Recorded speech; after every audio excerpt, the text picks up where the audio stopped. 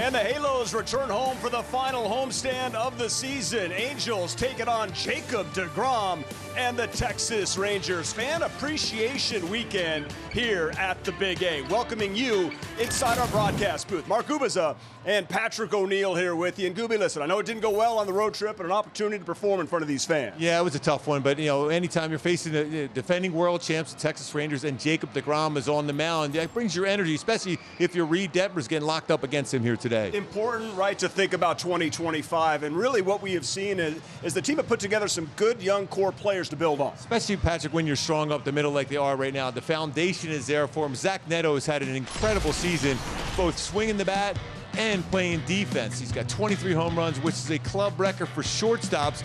An organization's had a lot of really good shortstops over the season. 30 stolen bases, 58 total extra base hits, 8 defensive runs saved at shortstop position. So very, very solid there. Then behind the plate, you got Logan O'Hoppe with his 20 home runs as a catcher, third most in Major League Baseball. He's also thrown out 30 base stealers, and he's got that leadership skill behind the plate, and that's what you always love, that foundation. And speaking of foundation, at first base, he's had a 13-game hit streak. He's got 137 starts under his belt, 10 stolen bases. He's got 13 home runs, 19 doubles, and then on the bump, you got Soriano, who's really, really good as a starter this year. 20 starts, 3.42. He is a ground ball machine, 16 ground ball double plays turned behind him. And then you got the gas, 105.5 mile-an-hour fastball, struck out 4 saves this season, 2.08. Opponent's batting average barely at 200. The strides that Ben Joyce has made has been astronomical, but with that splinter and the four-seamer. Got to stay healthy in 2025. For Reed Detmers, right, this is a big start for him, last one of the season, opposed by Jacob deGrom. Now, when you were pitching against a great pitcher, did it fire you up? Oh, Patrick, when I'm facing a Roger Clemens or Randy Johnson, even though you're not swinging the bat against them, you know you're not going to get a ton of run support, but you also see how they perform, and I firmly believe this will help Reed Detmers. He's got good career numbers against the Texas Rangers, 3-2 with a 3.58 ERA, but you're seeing how deGrom attacks hitters. That's going to help him, especially using his fastball today and his slider. So it was a thrill to get locked up against a guy on the other side throwing that good. And listen, we get to see Jacob deGrom. He's coming off of that Tommy John surgery. How deep will he get in the game? But more importantly, how will Reed Detmers pitch against the Texas Rangers here tonight? Final 3, final homestand. It's all coming up. We have first pitch on the other side.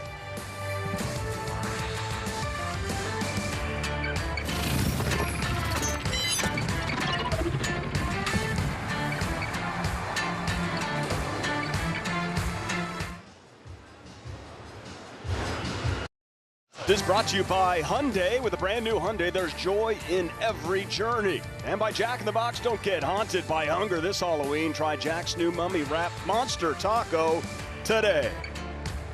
And we welcome you to Angels baseball, taking on the Texas Rangers. Excited to see Jacob deGrom on the bump. Really pumped to see what Reed Detmers can do, Gooby, in this final start. I don't know if this is an audition for him. He has got a lot to prove here. Yeah, I mean, and the good career numbers against Texas should give you that confidence on the mound, but it's all got to go down to trusting and using his fastball. If he does that, he'll be successful against Texas. They're an aggressive club. They are up there hacking at the first pitch. But also, when you have a club that's doing that, but it's still fine to use your fastball. Just go to that outer part of the plate, see if you get some quick ground ball outs. You believe this is game 160? I mean, here it is, the final 3 of the season. There have been so many injuries to this Angels team. It really is hard to believe. It's unfathomable, the bad luck. So when good luck starts to come around for this Halos team, get ready. It's going to be a lot of it. Well, you see the Detroit Tigers. Nobody expected them, and they're in the postseason, so you can have that quick turnaround next season. Yeah, congrats to the Tigers. What a surprise. What a run. Here's the Texas Rangers batting order. Marcus Semien coming up on 1,500 games. He's got 1,500 hits. He wants to play every day, and he is in the lineup leading off for Texas. Josh Smith, Wyatt Langford, Gooby. This guy is having a tremendous September, and he's playing center field. I think he's a cornerstone for this Texas Rangers team. I mean, they were really surprised how well he swung the bat in spring training. He carried it into the season. He's been a dynamic player. He can play left and center. And a lot of speed for a big guy like him.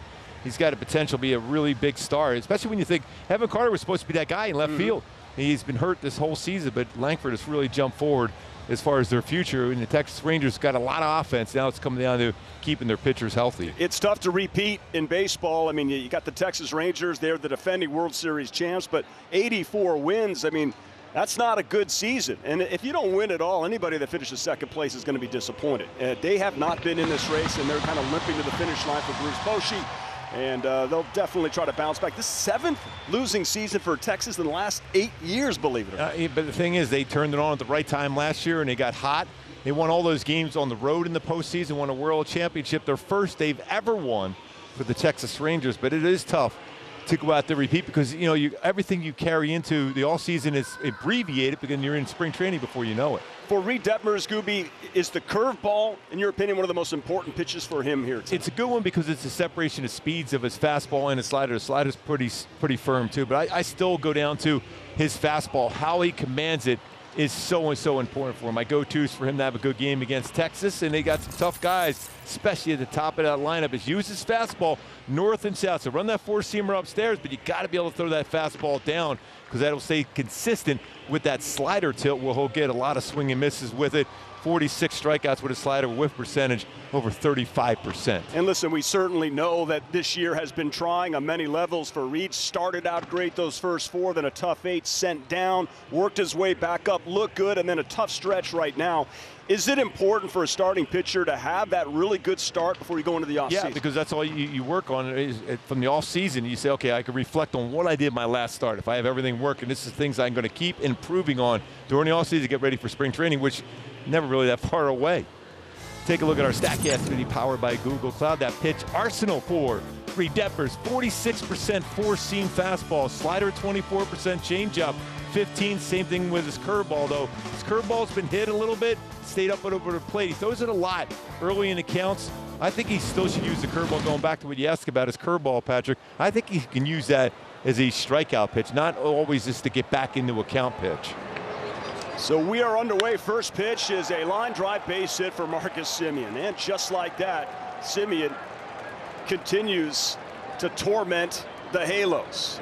And the Easton defense behind Reed Detmers right out in center field. Kevin Pillar with 3 defensive runs saved in center field this year, 2 outfield assists. Overall in his career, 38 defensive runs saved as a center fielder. Ward, Capero out in right field. You got Wagaman, Lopez, Stefanik, Vottis over first base, Manny Theis behind the plate. Although he did get a base hit on the first pitch there, that was not squared up.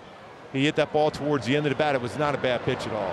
As we see the defense as Josh Smith digs in for Texas. Initially, Jordan Adams was in the lineup at center field. In right field, excuse me. Campero was in center. He's a late scratch, still not ready. So Pillar in there, Campero moving over to right. Theis behind the plate. Netos was given this day, right? That was it. He was not going to play because Wash wants to protect his shortstop. Shawnewill still not ready to come back after fouling that ball off his shin. It's a good time after that fastball away to try that slider off the plate and down. 0-2 fastball misses outside. Close pitch. There's Zach Neto. What a season. There's Logan O'Hoppe just to his right.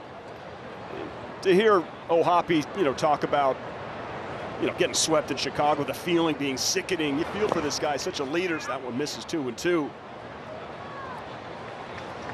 I mean, that's what he's all about. Both O'Hoppe and Neto, the foundation, that core foundation being strong up the middle, they both want to win so badly.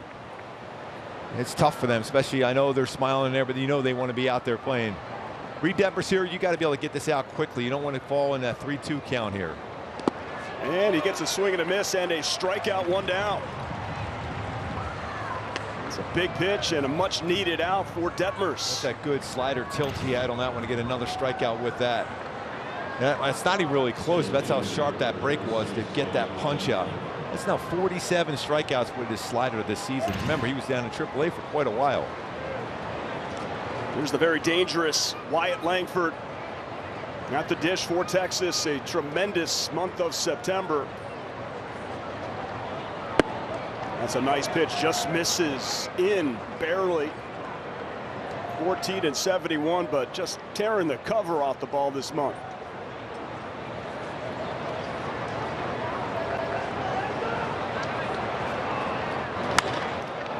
Lifted to left field. Taylor Ward drifting back on the track, and that is carrying, and it's gone. That just kept carrying over the fence. 2-run shot, and it's an early lead for Texas. Just hang it up there. I thought he was going to go back and be able to make a play on that. Launch angle 42 degrees. That was a changeup. He lifted in the air and he got some carry to it. The way Taylor Ward went after it, looked like he thought he was going to get a chance to be able to get to that one. That's an elevated high changeup and still had a launch angle 42 degrees to lift that up and the carry to it. Not an incredibly warm night, but that one got out of here. Some serious hang time.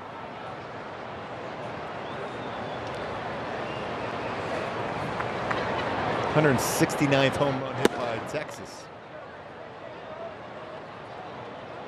Adolis Garcia, tough year. 24 home runs, 84 RBIs. What a postseason stellar performer he was a year ago. So with Detroit punching their ticket to the postseason, that does give the Chicago White Sox that 121 losses, setting the all-time record for most losses. It's still amazing when you think about that. I mean, how well they played really in those 6 games. I mean, they didn't make any mistakes. Saw them made a couple errors in the game today too.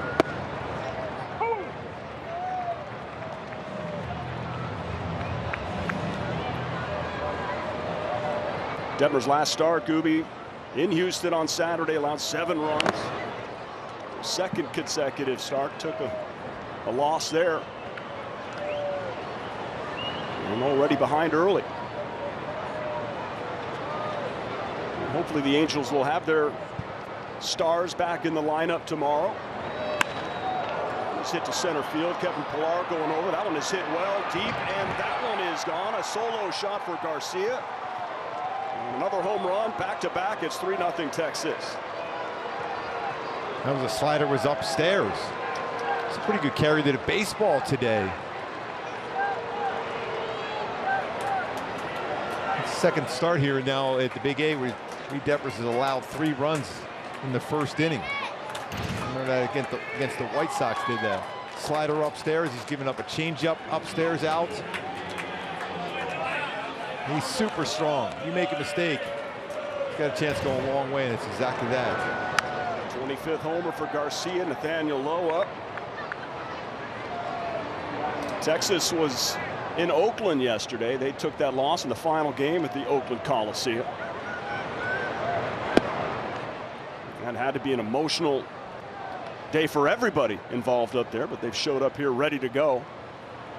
That is an absolute shame and sadness, a lot of tears throughout Oakland and baseball really for that loss for the Oakland Athletics. They went out with a win. Yep. We're up there in Seattle right now tonight.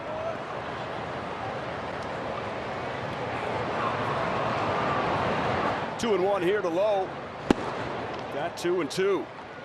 Upstairs with the fastball. For Jacob deGrom, already spotted 3 runs, but not expected to go deep in this game for Texas as he works his way back from TJ. Great spot, not getting that call. Home plate umpire Mark Ripperger not biting on that fastball. And it's a full count. It's like maybe about a half a baseball off the corner, though. Athletes tried to frame that back in there to get the call. That's out towards left field. Taylor Ward, who's trying to dive into the crowd. That guy was making some incredible catches yesterday in Chicago. Well, he made some unbelievable plays all road trip. It started in Houston where he made some really, really good plays. Well, I'll tell you what, he took a big chunk of skin off his thumb area, wrist area in that dive in that warning track yesterday. You got a good look at it? Yeah. Winston. Unfortunately, yes. That was a tremendous catch. He mentioned it on the broadcast, the whiplash that he encountered. That's out to left center field. Hit pretty well. Taylor Ward coming over, and he's able to make that catch, and there's 2 away. After the previous 2 fly balls, you're holding your breath that that one stays in. It did, and Jonah Heim is the batter with 2 down.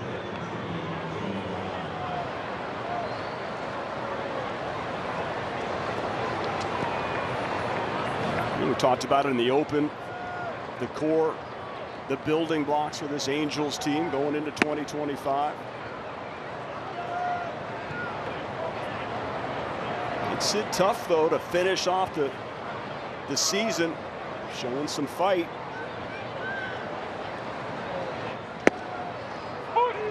Okay, that was the 14th career home run for Garcia against the Angels. Just coming into the game, it's a 199 batting average. It's 139 this season. Good spot there on the fastball. It's 1-2. Even Langford, the Angels have pitched him well. He came in hitting this 179, but that's now a second career home run against the Angels.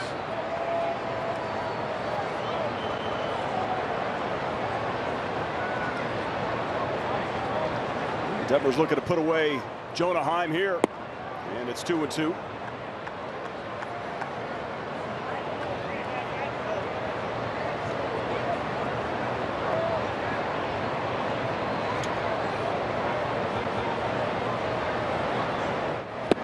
And a swing and a miss and a strikeout, but a couple of home runs. One by White Langford, a 2-run shot. Another by Garcia, solo shot, and it's 3-0. Here comes DeGrom.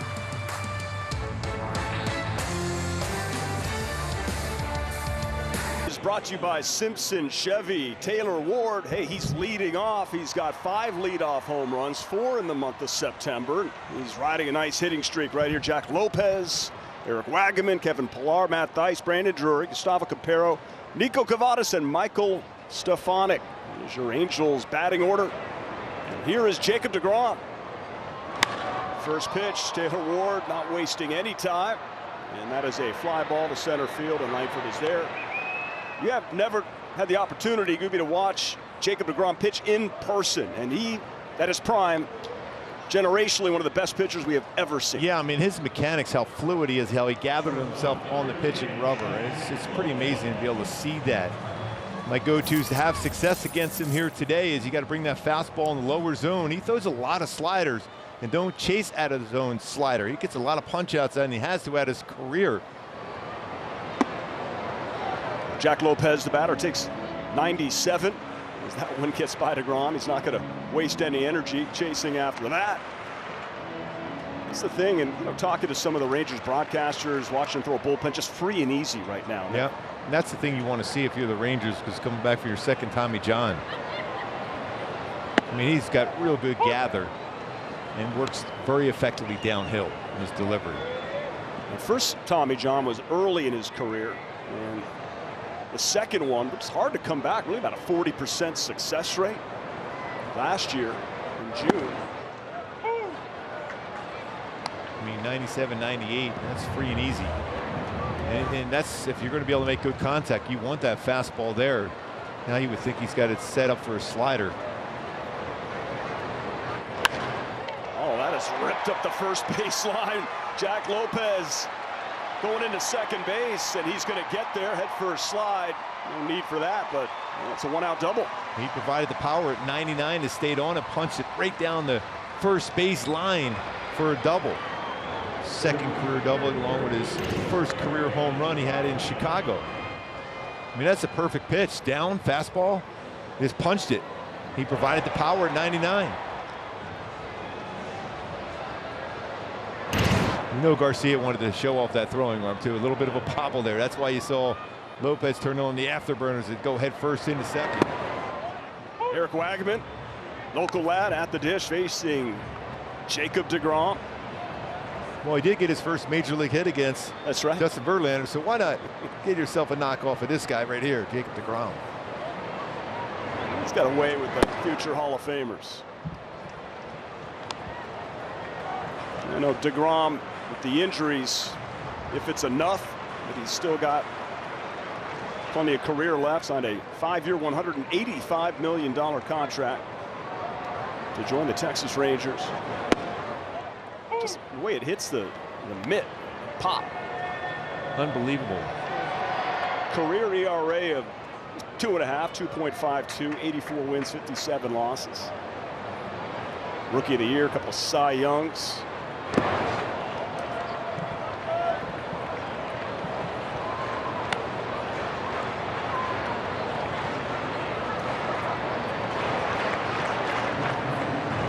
Eric Wagaman's dad, Jim Wagaman from Livonia, Michigan, was good friends growing up with Mike Donnelly, who was a Kings forward in the 90s.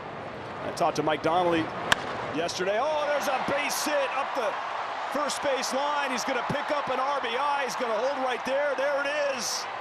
An RBI single for Eric Waggaman. I mean, that's pretty solid. Double off of Verlander, single RBI single off of Jacob deGrom. Eric Waggaman. Two good swings going the other way, not trying to pull that gas.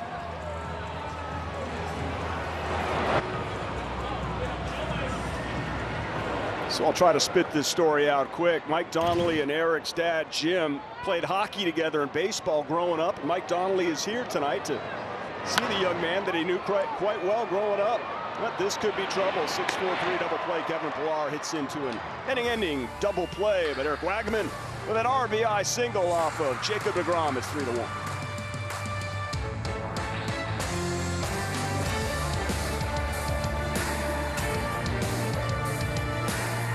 They clinch a postseason berth, first time since 2014. It was a little tricky there, the final. Well, it has to be that way. When you struggle to get into the postseason, you have to have a play like that. A.J. Hinch did a tremendous job navigating the Tigers into the postseason.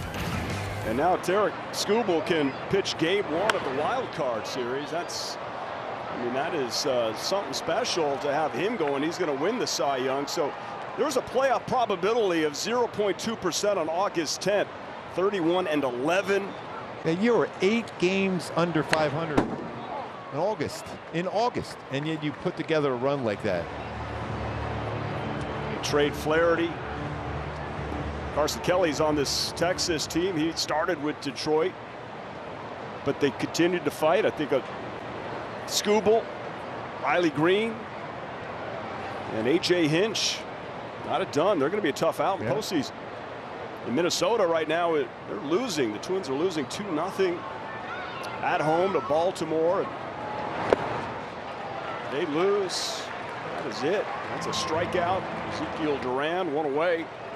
Bring up Carson Kelly. Already 3 strikeouts with his slider so far. Finish him off quickly, 0-2 to get a chase and a strikeout. A lot of action this final weekend. Atlanta beating Kansas City 3-0. But San Diego's all over Arizona. And I'll tell you what, I think there's a good chance that doubleheader is going to happen on Monday. And the Braves want to save Chris Sale for a potential elimination game. If they can avoid it, they can have him pitch in game 1. There was some action. The Mets are losing to the Brewers. It's going to be fun these last couple days, and maybe the last 3 days. A lot of home field advantage that's at stake for division winners like the Yankees and Dodgers and Phillies. A little flair, hustling and not able to get there is Stefanik. That is going to fall. Base hit for Kelly. That one had eyes. He's strong enough. He's had a solid season offensively. Over 300 combined. It's going to bring up the number 9 hitter and former Angel Matt Duffy.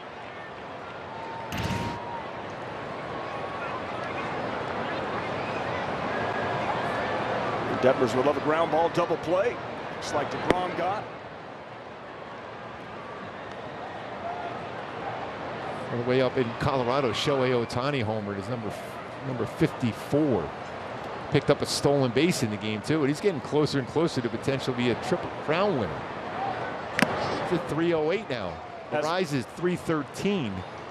I mean, he's got the lead by a long way in the homers and the ribbies, and so you're saying 5 points back of a rise for potential Triple Crown. So that with, I mean, you don't see that too often. We were mentioning the Tigers, and Cabrera did it. Hasn't happened since then. Duffy fouls that one back. His former teammates facing off here as Duffy was taking infield, saying hello to some of his former guys. Remember, he was at 2002 World Series as a fan here. Former Halo himself. That gets Duffy on that slider for another strikeout, and that's 4 for Detmers.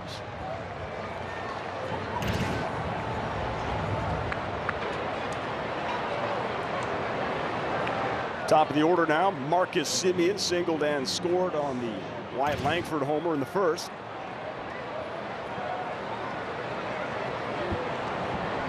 Bruce Bochy trying to find ways to get Semien off of his feet every once in a while. Other way, perfect piece of hitting. Guy doesn't waste any time. He's got singles on the first pitch, both at bats. And he's the guy that generally will be swinging early between him and Corey Seager. They do a lot of damage on the first pitch. Absolute gamer, wants to play every single day. Just picked up 1,500 career hits, approaching 1,500 career games. Josh Smith, the batter, struck out first time up. You know, 37 for 109 on the first pitch put in play. That's a lot of at-bats, a lot of success, including 6 home runs on the first pitch put in play for Marcus Semien. An outstanding defender at second base also. Gold Glove winner at second. Traffic first 2 innings off of Reed Detmers.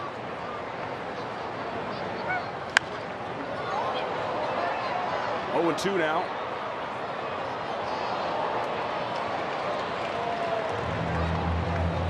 Board to check the body language for Detmers, even though he's given up the 2 home runs. Seems much better here on the bump at the Big A. Swing and a miss, another strikeout. And he strikes out 3 in the second, and that's more like it. Halos coming up down 3-1, bottom 2 next.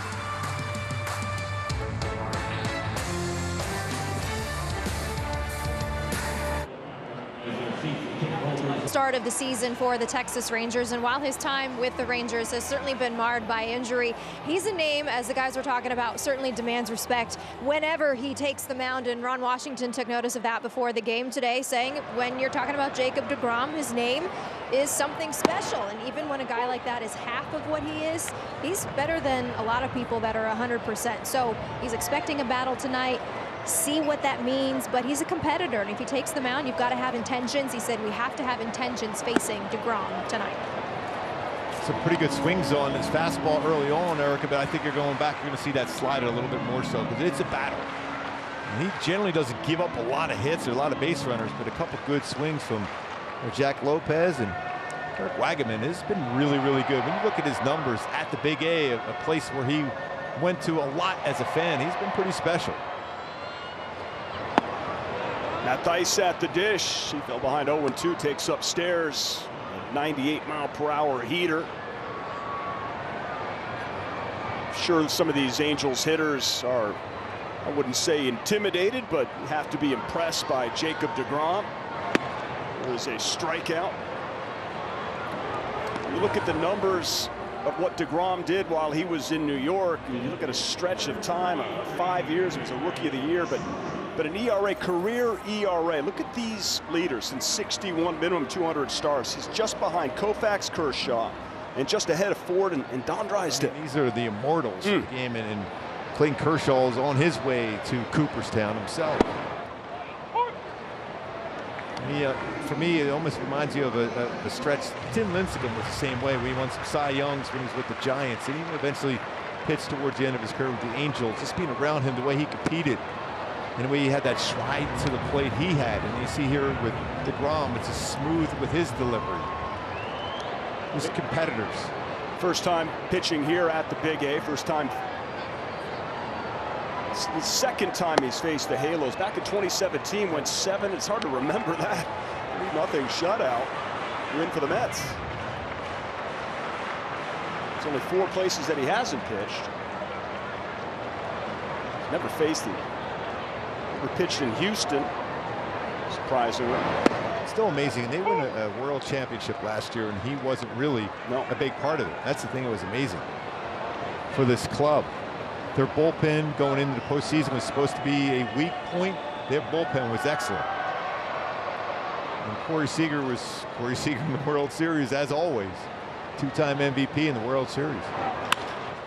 See if that could get over the head of Semien. It does, and Drury just reaching. He fell behind 0-2, and then he picks up a base hit. Nice piece of hitting. He's been down and got this slider. So far, you're seeing some pretty good swings. They're looking away against him. So 2 hits on fastballs away, and now a slider away. So first time facing Jacob deGrom for many of these Halos, including the rookie Gustavo Campero, switch hitter. He takes a strike on a changeup. at 92. It'd be fun to have a changeup at 92.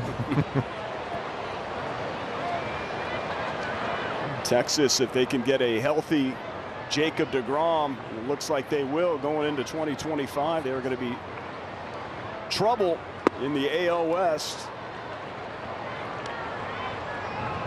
Same thing with Max Scherzer and any of the other guys back in there, John Gray. A lot of their starting pitching, they've been dealing with that. Bruce Bochy the whole season. Their starters being out for long periods of time. Nathan Eovaldi, I mean, he's a dominant pitcher himself. Oh, this could be trouble. Oh, that is a quick play and a nice throw from Smith to just get Campero. Drury goes to second base. Josh Smith has done a nice job as filling in all different positions. We've seen him in the outfield before. He's played third base. When Young was hurt, he's playing now shortstop with Seager out. It's a really nice job as far as the transfer, although he is a shortstop by trade. You can see by the quick hands he has on that transfer to be able to get Campero by a stride. Nico Cavadas is the batter. 2 down, Drury in scoring position. A slider in there. Would have been in his happy zone if he'd taken a hack at that. Tremendous power. Trying to put it together at this level.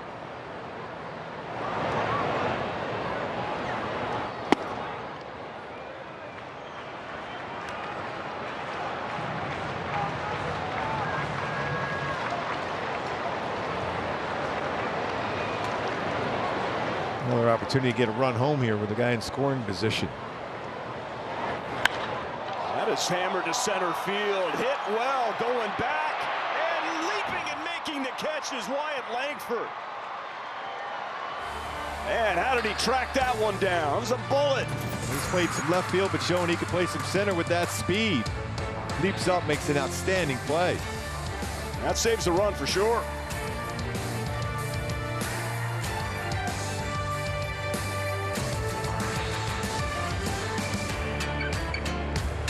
Little extra run right there. What a play by Langford. It is 3-1 here in the third. It's Wyatt Langford who hit a home run, 2-run shot.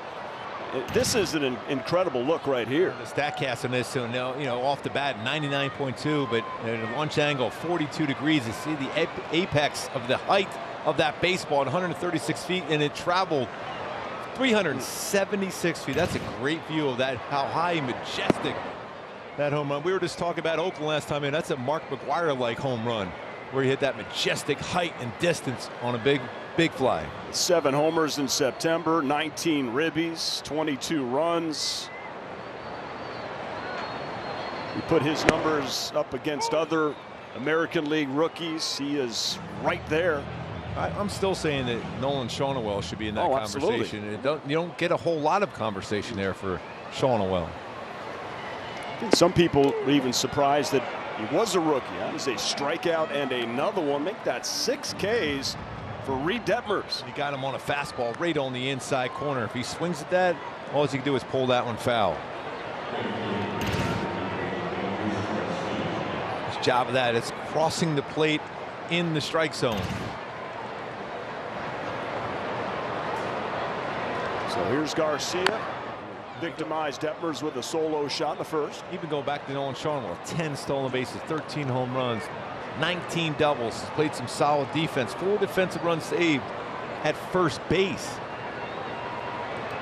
The improvement's there.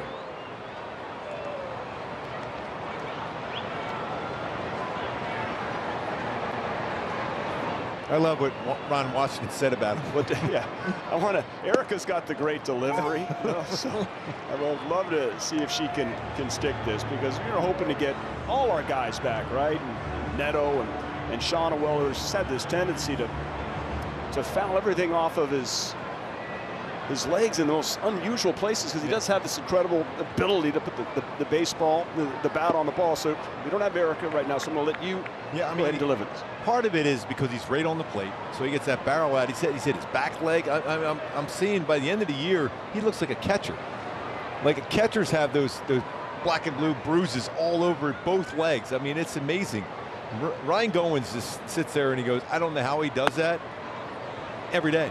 I mean, every day. So you almost expect him to get back in there as quick as possible. I like seeing the smile on his face there, so that tells me maybe we'll see him the last couple days. Erica asked Wash, so hey, I saw, Nolan, he's kind of walking around like he's limping a little bit and not walking too well. And then Wash is like, that's what he normally does every day. Yeah, he never seems to be walking too well. But again, Erica would have stuck the landing on that. But that was you had to laugh. I was sitting there listening to Wash saying it. Well, he never really walks real well. Yeah. Loses Garcia, ball 4. It's the right pitch. He just didn't execute. It's a good changeup there. Just faded too far off the plate. First walk for Detmers brings up Nathaniel Lowe. Good approach for Angels hitters off of DeGrom so far. In the first 2 innings, took a great catch by Wyatt Langford. Otherwise, Cavadas would have driven in a run.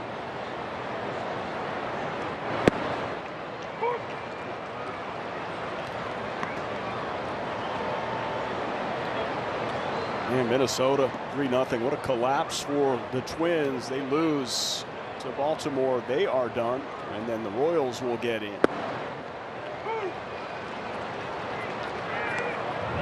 Baltimore looking to solidify that 4th spot, right? They're trying to get on track again themselves. As good as they were early in the season, they've had some problems. So will it be Baltimore, Detroit, Baltimore, KC? Cleveland Guardians, Scooby, excuse me, trying to find a way to even get the top seed in the American League. Yankees get a win, and Guardians now going to be 2 back. I don't know if they'll be able to get that. Yankees actually lose to Pittsburgh. But that's good. Another good breaking ball from Reed Detmers. That's 7 strikeouts in 2 2/3. Daniel Lowe is really good in hitting the ball the other way, and he was trying to punch it that way, but a good snap to that slider. Jonah Heim now, 2 outs. Garcia at first.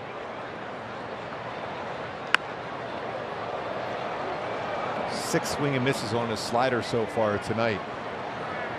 And he's been able to finish off some hitters quickly, which is a good sign. Tough first inning for Reed Detmers. He's trying to put up some zeros here. Season high at 12 strikeouts. Second start of the year versus Boston for Detmers. Since coming back, first game back at 10 strikeouts. Pitched great against the Dodgers. No decision. At 8 against Minnesota. Struggled the past 2.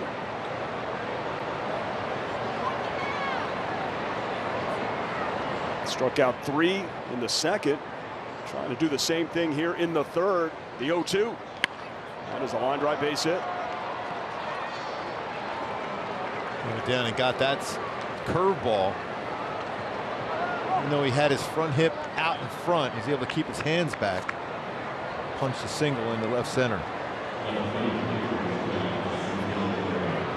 Dealing with traffic in the first, second, and third. Ezekiel Duran, who struck out in the second. He finished them off quickly on 3 pitches. Duran just activated off the paternity list. Fouls that one back.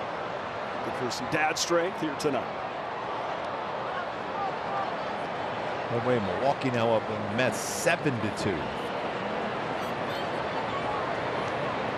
Regardless what happens to the Metropolitans, they hit that doubleheader because of the rain out in Atlanta. And it's going to be a crazy day. Amazing they were able to play today in Atlanta. It looked pretty nice down there. Hopefully everyone's all right down in that region. Hurricane Helene, it's a tough one. Sending our thoughts to everybody affected down south.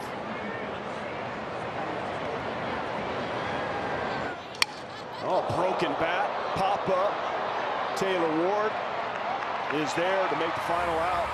Everybody's safe. Detmers escapes the jam as we head to the bottom of the third.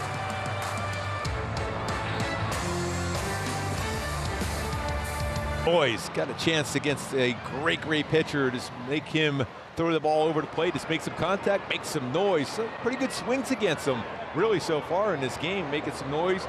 A run in the first on a double single. Drury with a single, and Kavadas just missed it, went out to dead center, so they're bringing noise so far. Anthrax tonight. Good. Yes. Headbanger. Yes. Twisted Sister have a Bring the Noise. What was that song? Heads up.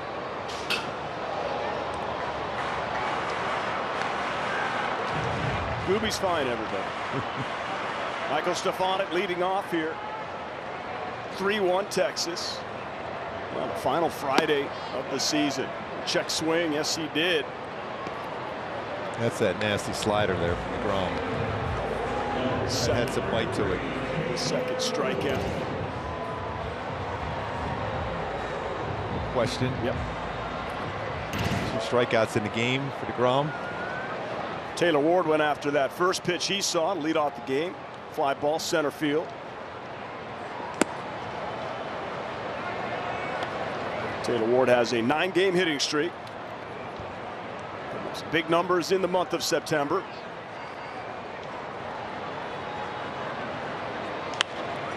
Will pop up right side. Nathaniel Lowe has room, reaches, and he makes the catch. Trying to control going to that, know exactly how much room he had, made a nice play on it. Remember Mattingly went over there, made that catch, and just had the popcorn. And Yes. Man didn't even see it. Close. It's like, hey, throw me at that baseball. It's an out now. No. Jack Lopez doubled and scored in the first. Went with the pitch, a good one, and ripped it up the first baseline. Thinking fastball, got the slide. He throws this season so far. He's throwing his slider just as much as his fastball, both at 45%. Out to right field, Garcia drifting over, and that goes into the seats. Foul ball. It's 0-2.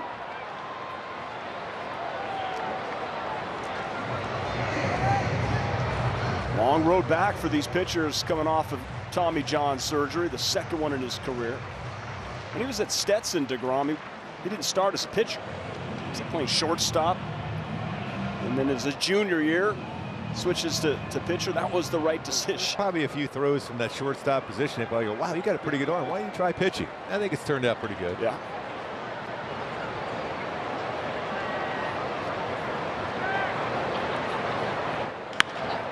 Jack Lopez swinging the bat, looking for another double. It goes to the wall. Lopez, his second double tonight. Going double-double, hitting in and out on the way home. Yeah, he's making us a little bit hungry. Jumping Jack Flash. That'll bring 3 up doubles this season. 4 extra base hits. Slider stayed on that one. Remember, he had a double on a fastball. Pitches in the zone here so far for DeGrom. Even that one that Kavadas hit very, very well to dead center. How did it go versus DeGrom tonight, Hunter? Couple doubles, no big deal. 2 for 2, just getting started. Same with Wagaman, takes a strike. Wagaman with the RBI single to drive in Lopez in the first. Hitting over 320 at the Big A. 6 RBIs.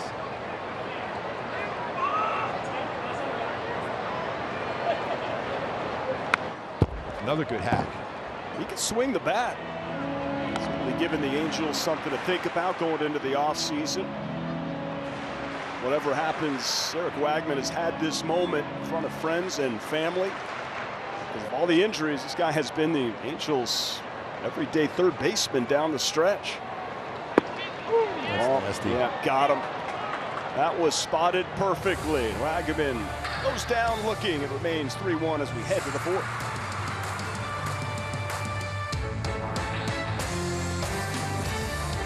Source for game-used Angels memorabilia. Bid on exclusive items like hats, baseballs, jerseys, and more by visiting angels.com/auctions today.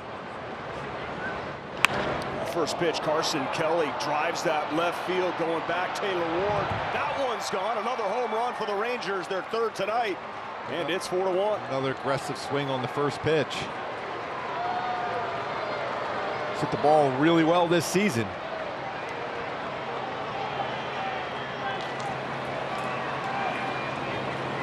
Ball got out quickly. 2 for 2. First pitch swinging, fastball hard of the plate.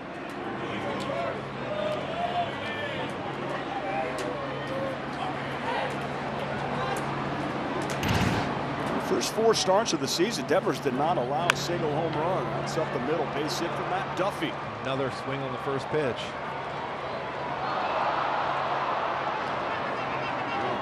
That is thrown in safely to keep Duffy at first. 16th homer allowed by Detmers in 3 tonight. Bring up Marcus Semien. He's swung at 2 pitches so far for 2 hits.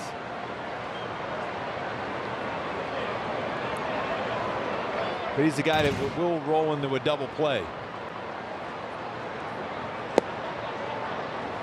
I'm sure he was looking to take a hack at that pitch, but slider misses downstairs. 1-0. Well, it looks like Minnesota's season is in big time jeopardy now 7-0 at home against Baltimore. That is a tough second half and frustrating season for their fan base.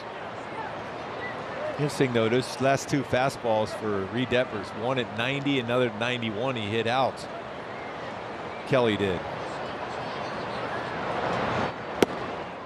92 misses, it's 2-1. First inning, 94. It is a few ticks off.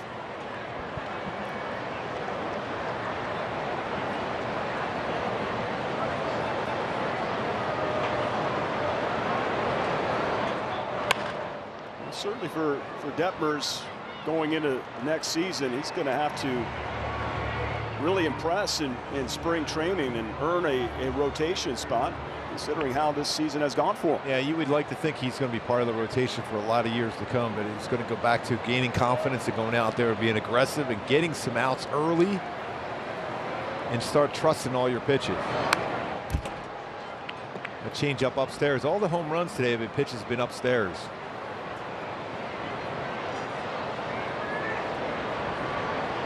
We saw Tyler Anderson yesterday, still getting his work in today, even though he's not going to pitch again this year. He posted up each and every start. Griffin Canning did as well. That's a good pitch right there. Yep, got Semien looking. Another strikeout on the slider. It's now 7 strikeouts with his slider today. So 21 of them, 16 strikes with it.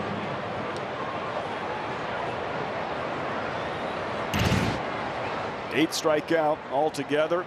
Couple of those looking. Smith takes a strike. So Candy tomorrow. Kahanowitz. Jack Kahanowitz will pitch the final game of the season on Sunday. He's coming off back-to-back 7-inning, just really good performance. 8 starts with 7 quality starts of the last 8 for him after those 2 tough ones to start his career at the major league level. Let go of the reins on that guy. There's no pulling him back. Strong young man, and he is finishing this season off impressively. Fouled away, 1-2. He's able to chase a couple sliders. He wonders if it goes back to his slider now. That fastball was 92. 91, 92, 90 with his fastball.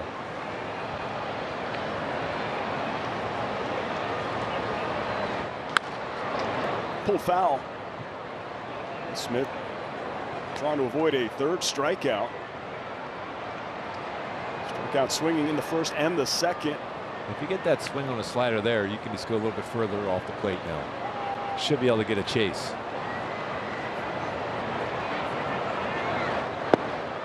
Retry a little too far. Into the fastball.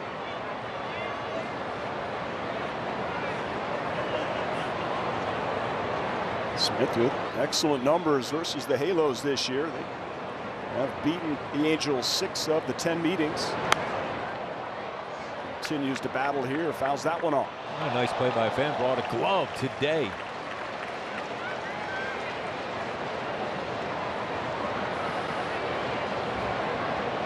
Fan appreciation weekend, and fans appreciating that grab.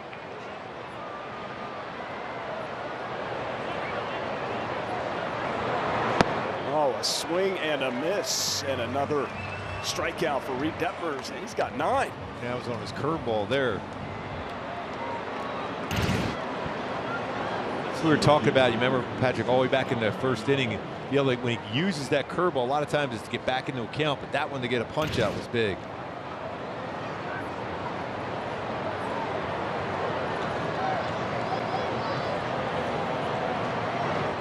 Wyatt Langford, curveball in there for a strike.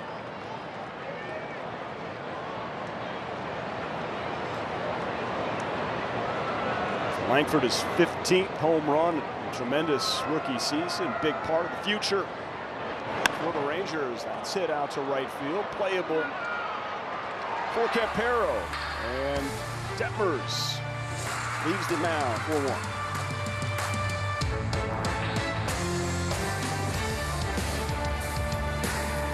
The film A League of Their Own, you may have seen it. The Rockford Peaches, Gina Davis, all that goes along with the All-American Girls Professional Baseball League. And we are so excited to have the one and only Maybelle Blair in attendance tonight, who certainly was an inspiration behind that film, one of the pioneers of the All-American Girls Baseball League. You've been a champion for women in baseball since going back for a very, very long time, but we're so excited to have you here. What is it like being back in a ballpark where you have many memories of? Oh my God, I love this ballpark. In fact, I started to go to the Little Wrigley Field on 42nd and Avalon, what was Los Angeles Angels when they were the AAA team.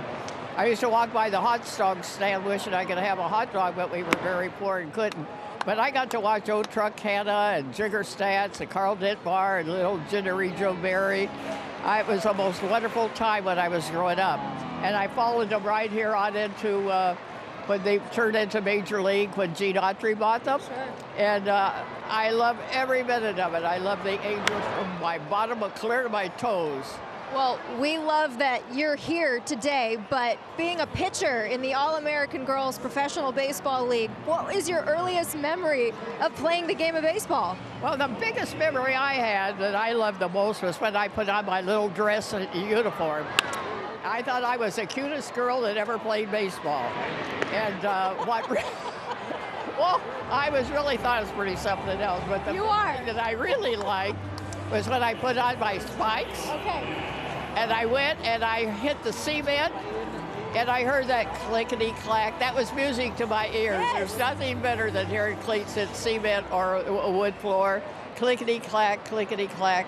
And I marched out, and I saw the field, and I said, "Oh, Maybelle, you are a professional baseball player." I thought I'd never make it, in our day, because all we were in those days was secretaries and doctors and what have you. But other than that, that's why I'm so thrilled about baseball. There's nothing in this world better than baseball. I couldn't agree with you more. And you were on the field before the game today, throwing out the first pitch. How'd it feel being out there throwing out the first pitch tonight? How'd it go? Oh my God, did you see that ball? It was a perfect strike. Of course it was. Never seen a perfect strike, and then what I threw out tonight. And I'm so proud of myself. And I mean, I have never seen a better strike. I don't care if it was Nolan Ryan or Clyde Wright, It was wonderful. And we just had Clyde Wright here visiting with you moments ago, but I want to ask you about your connection to A League of Their Own. When people ask you about this film, what character do they sort of draw you to? Well, they said that they liked me as All the Way May. Okay. And so I'm having a book come out, by the way, in March. They just wrote about me, and it's all the way. Okay. So if you have extra money or pennies, start saving them and buy my book so I can don't have to go on Social Security. You haven't lost your sense of humor either. It's so great having you here. Any particular Angels memories in the memory bank that stand out from back in the day? Oh my God. Every memory I can remember is Jigger Stats from the original Angels. He had an old glove, and he cut out the center of the glove so he could catch the ball. Can you imagine that? No. And I thought I'd bring a sponge tonight for the catcher. I didn't want to hurt his hand when I threw that first pitch out tonight. That's how I love these Angels. Well, we love you, Maybelle. But yes. Next year we're going to have a wonderful team. We got a nucleus of a wonderful deal. And if they need some advice on who to keep and who to get rid of, just call me, and we'll be in the World Champions. We know how to find you, Maybelle. Thank you so much for the time. It was an absolute pleasure chatting with you. Thank you. Enjoy the rest of the night. Hey, you know what? And also, TV doesn't do you well. I wish they'd make it look a little better. You're pretty, but you're so much prettier in person. So come down and see her, and come see me here at Wrigley at Angel Stadium. Love it. Likewise, Maybelle. Thank you. Patio, back upstairs to you guys. Just incredible. Yes. Fantastic. Thank you, Erica. That is an incredible sense of humor, too. Maybelle Blair was just on a roll. I'm curious what she thinks will be the key for the Angels in 2025. I mean, pitching, she'll say. Absolutely. I had a chance to get out and take some photos with her. That was so cool. I was loving it. Super cool. Kind of got those Zach Neto glasses working right there. Maybelle Blair from Inglewood, California. And telling some great old stories about old Wrigley Field. I mean, her love for so the game of baseball is remarkable, and her love for the Angels is really, really cool. She was going to bring a sponge for the catcher because she was throwing heat on that first pitch. That was a really good pitch. Yeah, she said, have you ever seen a strike like that? No? Well, that's a strike right there for Drury. Is Jacob deGrom. He gets Drury, and Maybelle Blair, she has the pitch of the night. Oh, tremendous.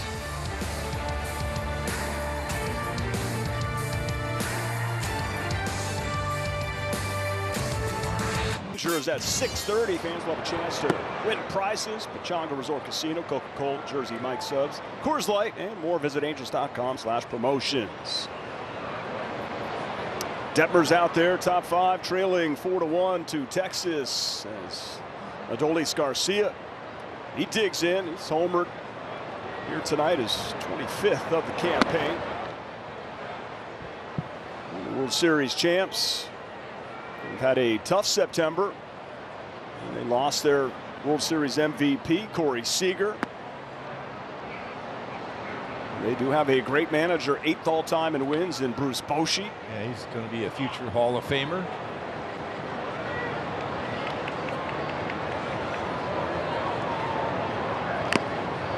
I'll tell you what, partner for Reed Detmers, we're seeing a lot of the good. There he is. Look at that, 8th all-time, Bruce Bochy. He's closing in on Dusty, who retired last year. The 7th all-time. There's a little flare right field. See if that one gets down, but it gets foul. And for Detmers, he's got all these strikeouts, but he's also given up the homers. So what is his takeaway so far? I mean, that's one of those things that we sometimes get so caught up in strikeouts. And yes, they're good. They look good, but it's the runs allowed. That's the bottom line. You're giving up some runs. You're making some mistakes in the strike zone. Sometimes it's not a bad idea to work that fastball down and away. It's more difficult to hit that one out of the ballpark than he's giving up some pitches in the middle and middle up that have been hit out. I mean, his stuff has been good, especially his breakable. Velocity's down a little bit, but he's mixing in some decent curveballs too, and his changeup. And sometimes when you go in that first inning, and it was a tough one for him, when you're using all your pitches like that, you want to save some of your out pitches as the game progresses. Well, with the 9 Ks, like you said, stuff is there. And make that 10 double-digit strikeouts for Reed Detmers as Garcia strikes out. With that, let's give you a quick word from Jack in the Box. Don't freak out, but my new Mummy Wrap Monster Taco is right behind you. Welcome to Jack in the Box. So that's now a couple of strikeouts on fastballs on the inside part of the plate. One looking to a right-handed batter, the other swinging there in Garcia. By the way, that Triple Crown race is getting closer and closer. Shohei with another hit, double hit 309, but Arise hit a triple, and he's hitting 313. He's got 2 hits in the game, Arise does, but yeah, that is going to be something to track in these final 2 games. I mean, Shohei is already going to be the MVP of the National League, without a doubt, no questions asked, leading in homers and RBIs. And, I mean, he's going to get that total bases record, Dodgers franchise history. Babe Herman set 1930 at 414. Coming in, Shohei with 400, add about 9 to that. Finishing in Colorado, that record's going to be toast. The thing is now, and even looking at some of these wild card races, mentioned that San Diego, they're swinging the bats well against Arizona. Right now, Arizona maybe looking at being out of the playoffs if they're not able to come back in this game. Because the Mets, although they are losing, they got 71 losses. The Braves with 71, Arizona with 71 going into this game. Now they're behind in that game. So that's going to be really, really crazy the last 2 days in the National League. American League looks like it's all locked up now, especially now Minnesota looks like they're going to lose the game. They're down 7-0. Kansas City's going to be in there along with Detroit. 2 teams, that's 3 teams in the AL Central. Another strikeout for Detmers. 11. He's one off his career high, and we are here in the 5th inning. By the way, that's that break a ball upstairs, gets him out in front. Slider, another strikeout and swing and miss on the slider. But just finishing that thought off. Yeah. No one thought you would get more than 1 team, obviously division winner in the AL Central. 3 teams. That is things could change around quickly. Well, it's a 30-win turnaround for the Kansas City Royals, which is incredibly impressive. Nice to have them back in the postseason. Hopefully the Angels can replicate some of that next season. Got to stay healthy. Need Mike back. Got to add. Get some of these young arms going. You get Soriano, he's going to be really dominant. He's going to be such an important piece in that rotation. He showed he could be that guy too. 1-2, yes, he did. 12 strikeouts. That is a dozen for Reed Detmers. That ties a career high for the young lefty.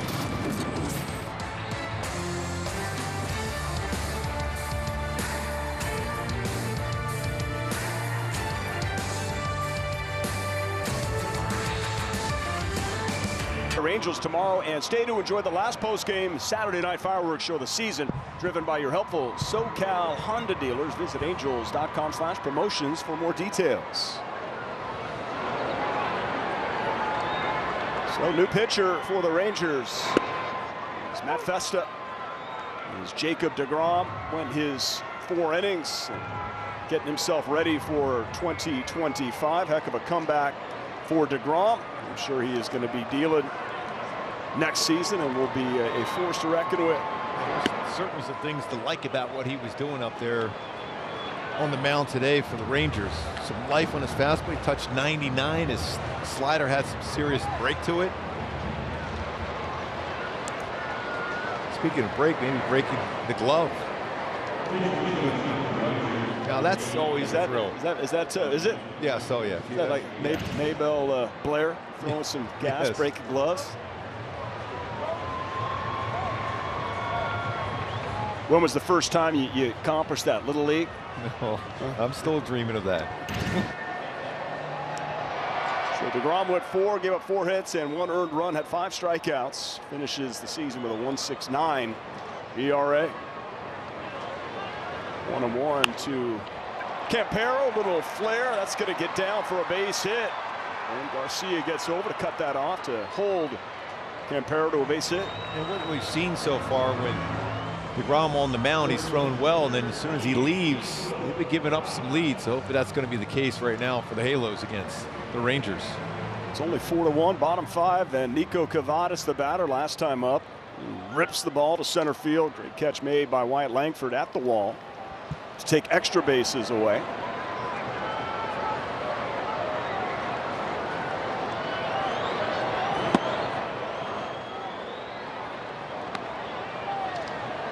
Festa will throw a fastball 91-95, curveball slider.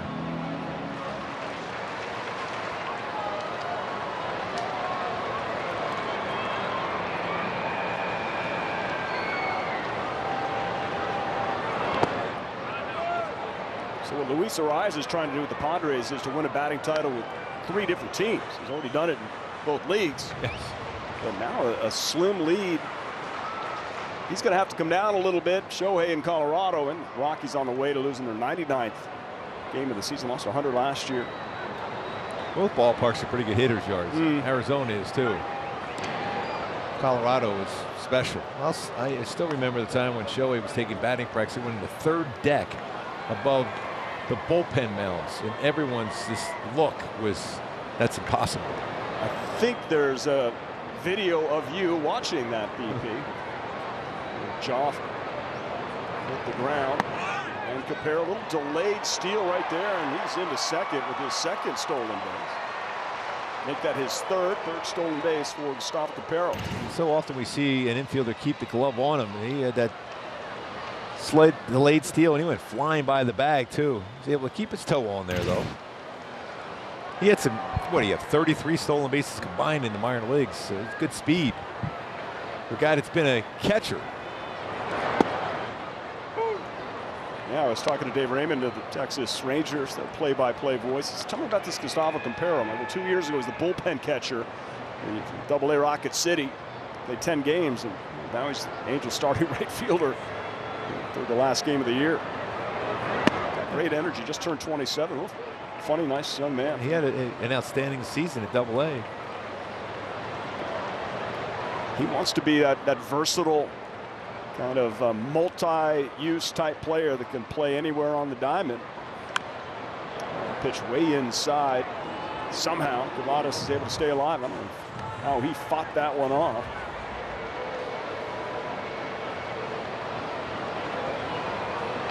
And Kavadas with 3 homers on the season. Playing first base here tonight.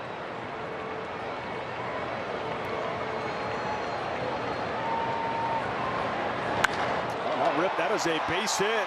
Capero, he's going to score. That one's going all the way to the wall. So Kavadas with an RBI double and cuts this Rangers lead to 4-2. He's had a couple good swings tonight. It took a really good play by Langford in center field to run down a ball that probably had a chance of going off the wall. This time he gets a double RBI.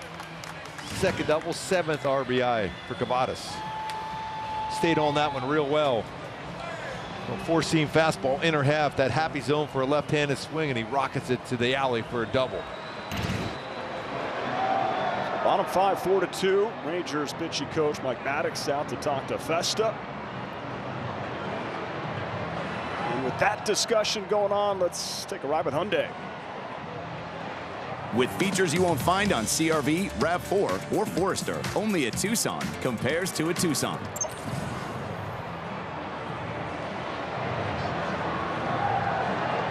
Michael Stefanik struck out in the second, and then Taylor Ward, still nobody out. And the runner in scoring position is Kavadas. Yeah, at the very least, you want to see Stefanik hit a ball hard right to the right side of the field.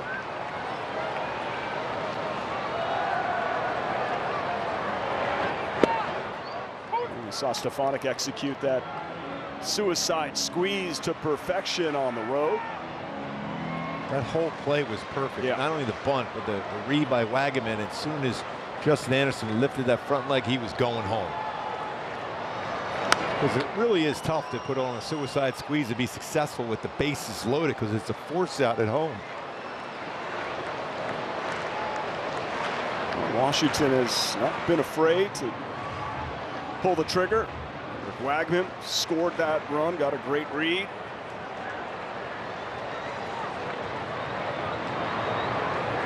The 0-2. That's a nice pitch. Got him. A strikeout looking for Stefanik. He goes down for the second time. That'll bring up Taylor Ward. Going to finish him off with a breaking ball right on the outside corner.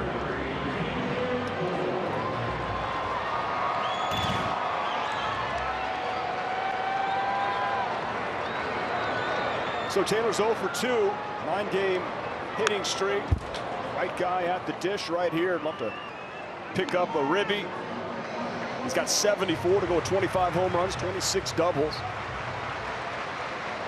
Such an impressive season considering what he went through last year to come back and post like this.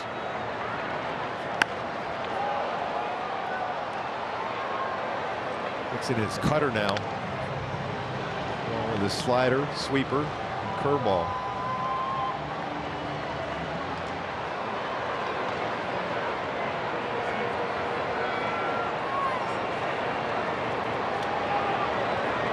Festa's 0-2, a swing and a miss, and that is a strikeout and back-to-back Ks for Festa and the Rangers.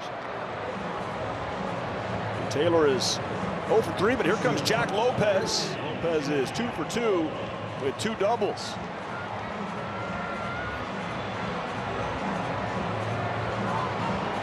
DeGrom out of the game. Festa comes in. Angels a single from Campero, a double from Cavadas to score Campero. Then back-to-back strikeouts and first pitch a pop-up. So Marcus Semien coming in. First baseman Lowe calls him off, and that'll do it. An opportunity for the Halos squandered here in the 5th.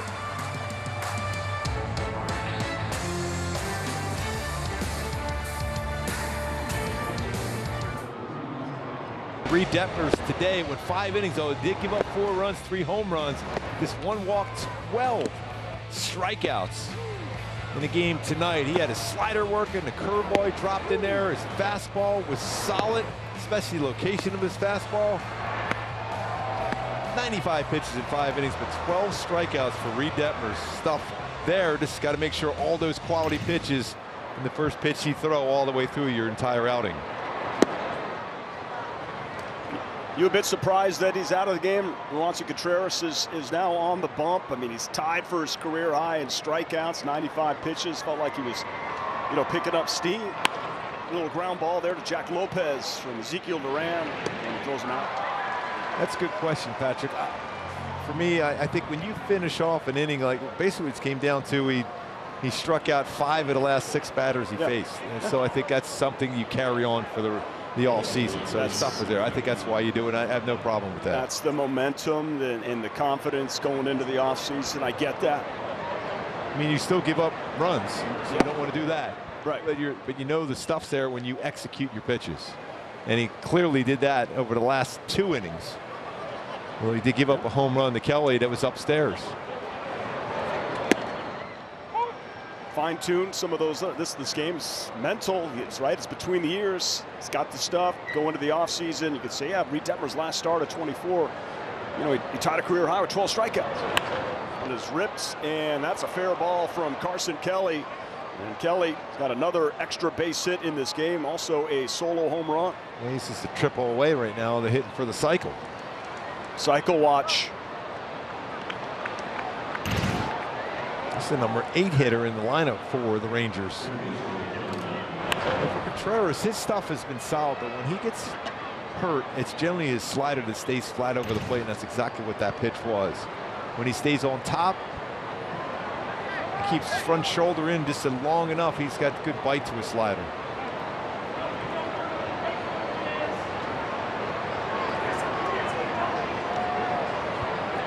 They're celebrating in Atlanta. The Kansas City Royals are. Oh, okay. They're in the postseason after 106 losses last year. 106, and they're in the postseason.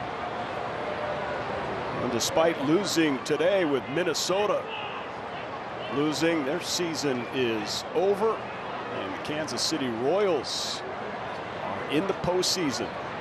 Along with the Detroit Tigers, there is a ground ball handled by Stefanik. And there are 2 outs. Really cool story here tonight. Partner Edwin Jimenez and Emil Jimenez, the second and third base umpires here tonight. They are brothers, and this is the first time that they are working a major league game together. That is so cool. I was reading that. I'm thinking, what a special moment for those 2 and the entire family. We could see them communicating together perfectly there. Yeah, we always say the umpires in that family, they're brothers. Well, this is legit brothers. That is just fantastic for Major League Baseball to make sure that happened here tonight for the final series of 2024, and hopefully many more for those 2 brothers to come next year.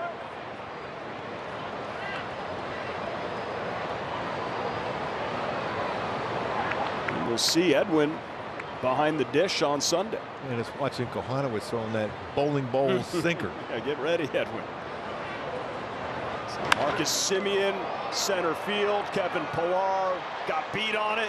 He's there to make the catch. Contreras comes in, and well, he gave up that double, but nothing more. It's 4-2. Detroit earlier today. They beat Chicago. They are in. Kansas City they are also in with Minnesota losing. The division winners, the Yankees and the Guardians, they will have first-round byes. Houston, who will they play?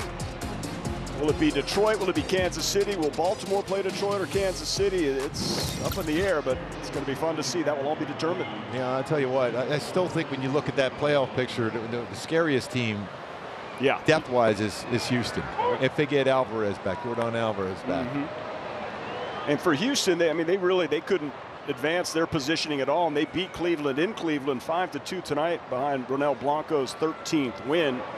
Cleveland's still trying to catch the New York Yankees for the first overall seed and home field advantage throughout the American League playoffs. So that's a big win for the Astros. It's amazing that Blanco may be a guy pitching out of the bullpen in that first series. Jankowski out in the outfield. Wyatt Langford goes from center to left field, and Daniel Robert is pitching.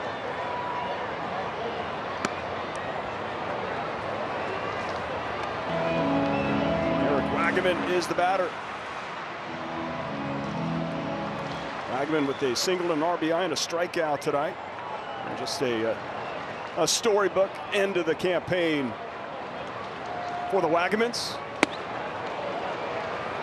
So his grandfather used to come out here to Orange County to see, his son Jim, who was Eric's dad, from Michigan, and he would go to the Kings games to see Mike Donnelly play. And Mike's here tonight to check out Eric. It's just a great story. And so I said, so were there like parties at the Wags, like back in Livonia? He said, oh, absolutely. Oh, we've been saying it often, it's a party at Wags. So it had to be. But all Mike just kept telling me is like what an outstanding family they are, how kind, how nice everyone is, the entire family. And you can see that if you talk to Eric Wagaman, he is just a polite, really nice young man, and it's great to see his success here with the bat. Single RBI off Jacob deGrom. First career hit, Justin Verlander. Couple home runs here at the Big A. 2-2. Center field, Wagaman just missed it. Yeah, just got underneath that. And the left fielder, Langford, makes that catch. There's one away. So Ezekiel Duran out of the game. Langford in left, and Jankowski in center.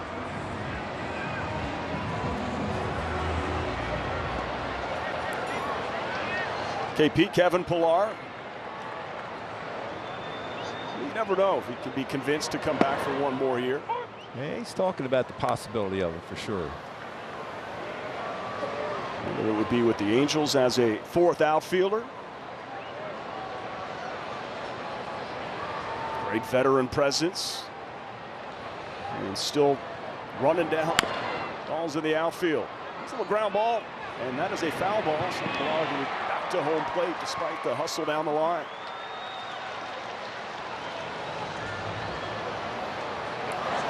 It was real close to being a fair ball.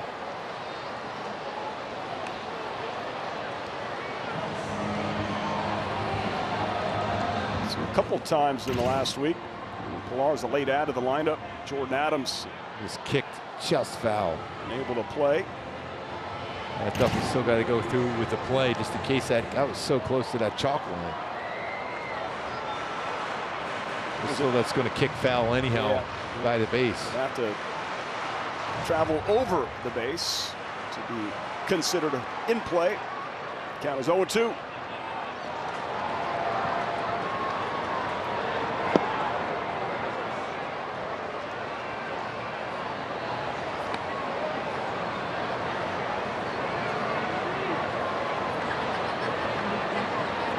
You see the career that Pillar has had when you coached this young man when he was at Chaminade in high school. You have to feel so much pride. This is a tremendous athlete. He's always played the game hard. Did he hold his swing? No, he didn't. He strikes out. 2 down. Yeah, he definitely went after this. A break ball here.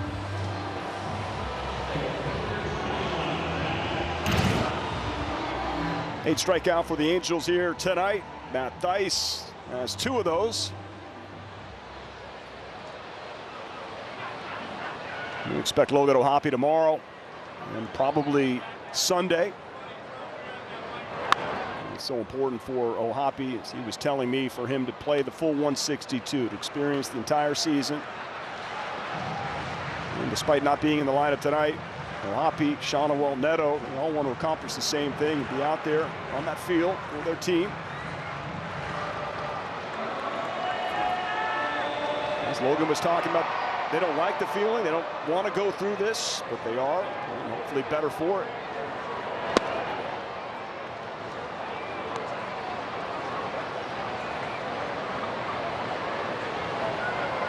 "20 homers behind the plate. Third amongst catchers. Really impressive season. Changing how he throws the ball down to second base. That is ripped. Oh, and it's past Simeon for a hit for Dice. Yeah, his pop time has been great, throwing from the knees, like Benito Santiago-like. So now 30 base runners this season. It's got to stick with that. I mean, and part of it too, when you always get credit sometimes, or the fault of when you've given up a stolen base, but most times it's stolen on the pitcher. So you got to give, as a pitcher, a chance for him to throw a would-be base stealer out.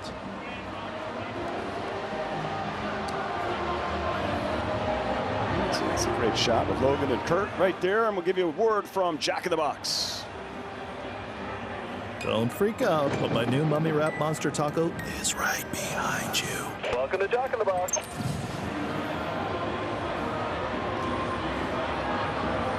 So tying run coming to the plate, Brandon Drury. Dice at first.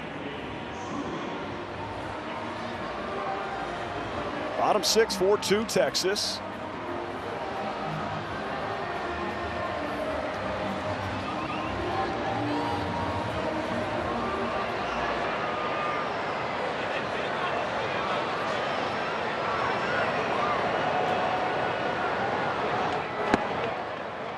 Fastball misses in. Had a lot of power last year. Love to see a good swing right here from Drury, just to finish strong this season. Good swing, and all of a sudden you got a tie ball game.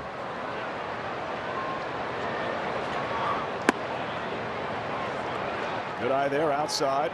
Just 4 homers after 26 a season ago.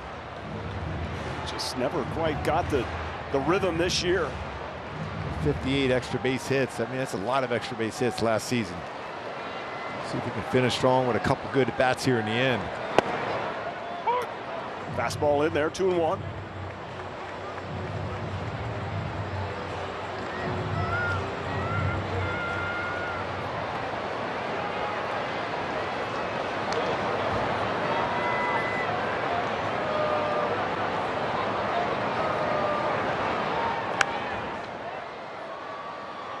Tied him up with a 94-mile-an-hour fastball inside.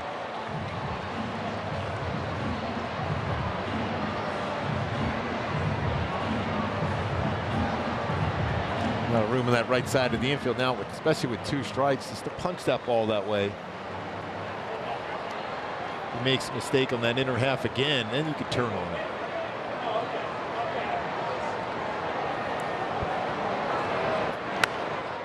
That mistake, you can see by the reaction by Robert. As soon as that baseball out of the hand, that's one of those hittable, hanging breaking balls that go a long way.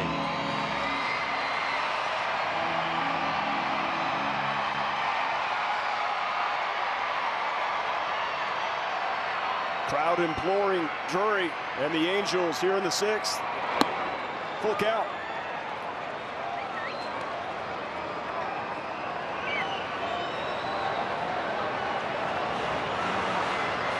We've seen Dice with some sneaky speed over at first in the past. And with 3 stolen bases, a career high. Well, he gets a jump and a strikeout. And Drury unable to handle that Robert offering. It remains 4-2.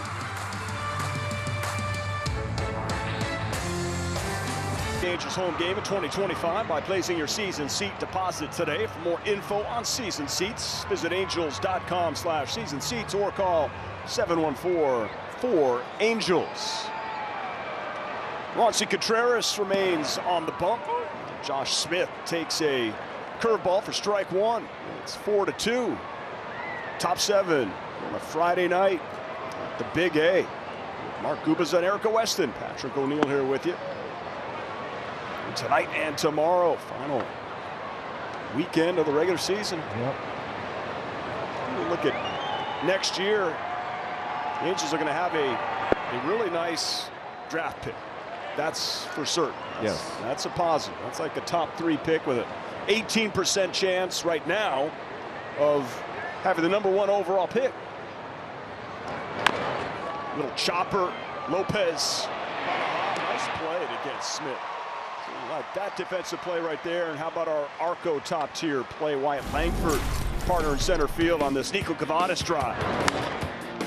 He was able to drive that one upstairs against Reed Detmers. Just a few of those pitches that were elevated, and he's showing that defense going all the way back to the wall. He's a big, strong kid, but he can run very, very well. Can steal a bag, but covers the ground in center and in left field. It's that plate right now. Takes a strike. Has that 2-run home run in the first. 1 for 3. Got 18 stolen bases. To go along with 15 home runs now with 25 doubles and 4 triples. That's how strong he is, but yet he's very, very quick and a very solid outfielder. So I mentioned the draft pick for the Angels, and you got Christian Moore, who thought we might get a chance to see this year. Had that injury that probably curtailed that. But that is a big infielder, can play second. Who knows? He's going to come into camp with an opportunity. His bat plays already. It does. And it would have been up here if he hadn't hurt his knee. Right. More than likely in Double-A. But he's in Arizona. He's going to be playing some second base, some third base. He's going to move around in the infield because he's that good of a bat. And he's an athletic fielder with some good range. I mean, you look around baseball, it's not easy to find really good, powerful infielders. Other than you'll see a lot of the shortstops in that position, but it's not easy to find infielders with power like that.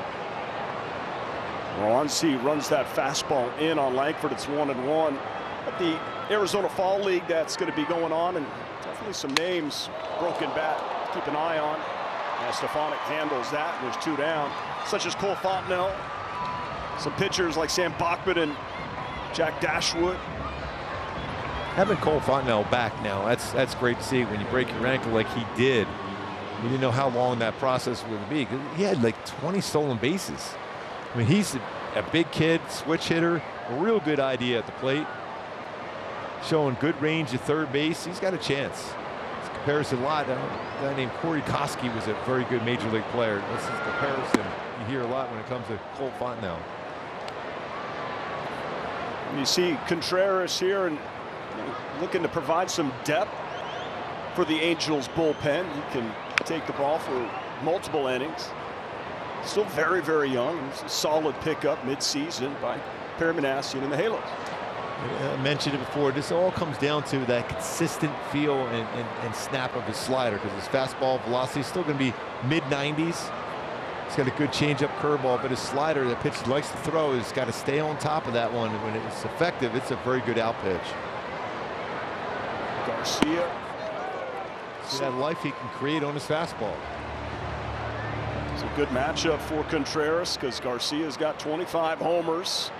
He's homered back in the first, also drew a walk. That's ripped right to Lopez. That was hit on a line. The old Adam ball.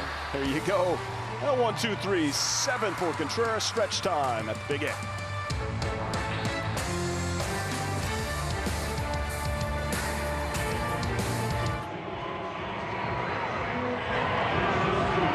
This date in Halo history, they clinched the AL West title. Look at Juan Rivera out there on the 27th of September 2005. Frankie. Molina behind the plate. They're in Oakland. I'll tell you what, there were some pretty solid players on that team celebrating. I'm going to get back to that feeling again. Andrew Chafin is the new pitcher for Texas. As Texas, they were in Oakland to play the last ever game for the Oakland Athletics at the Oakland Alameda County Coliseum. Seeing all those shots and videos and the sadness and the tears. Oakland coming away with a victory, 3-2. 58 years up there since 1968. Coliseum Open with the Raiders in '66. It's hard to believe that they no longer have a baseball team, and a football team, and a basketball team. It's a real shame. Yeah. When you look at them, every one of those teams has won championships in Oakland. Every one of them. So many historic moments at the Coliseum. I kept hearing that MLB wanted the A's to get off the field. No, they all stood up. That was great. I thought maybe fans were going to be storming the field. That didn't happen. Yeah. Campero. And before they put Mount Davis up there, it was a great view. It's incredible. Oakland Hills there. It was great. It's going to be weird when they're in Sacramento for the next few seasons until they're able to get that Las Vegas stadium built. So it remains to be seen. So the team in limbo, and just feel for not only all the fans, of course, but man, everybody that we got to know personally that worked at the Coliseum. Incredible, great people, great people, and that's what I think stings the most. See how much it's meant to so many great players over the decades of that historic franchise. It's always so sad when you it's the last few days for all the people that work at the stadiums, how they enjoy being at the ballpark. Even when we're leaving yesterday for Chicago, to seeing all the people working there, knowing their season is over now. And the same thing, we'll see this on Sunday here at the Big A. So many people, so many friends, so many conversations you have during the course of 81 games here at home. So many great people working in this ballpark. And a tremendous rivalry with the Angels and the A's. Oh, yeah. I mean, of course, 2002. That's still amazing, that winning streak for the A's, and yet the Angels come in the wild card, and then they win the World Series. Insane. And by the way, during that whole stretch, the Angels won a bunch during that whole time too. I think they only lost one about game? 1 or 2 games. Yes, hardly anything at all. That was some September baseball. So it's 4-2 here in the bottom of the 7th. Texas with 3 home runs off Reed Detmers. Detmers also with 12 strikeouts in the 5 innings. Foul back coming back towards Gooby. The Matrix gets out of the way. Detmers the 6th Angel with 12 Ks through 5 innings, but the first to allow 3 homers through 5. Nolan Ryan on the list a couple times, Kelvin Escobar, Zach Greinke, Shohei Ohtani, as a matter of fact, and Reed tonight. And a little chopper, Chafin, the lefty, into the dirt, but the scoop is made at first by Lowe. We'll go back to, you see some of those sights at the Oakland Coliseum. Yesterday, the final game in Oakland, there's the final lineup card. As the A's win 3-2. To see Miller close that out, throwing 104 miles per hour. That was impressive. A rookie, he'll be up there. Consideration for Rookie of the Year.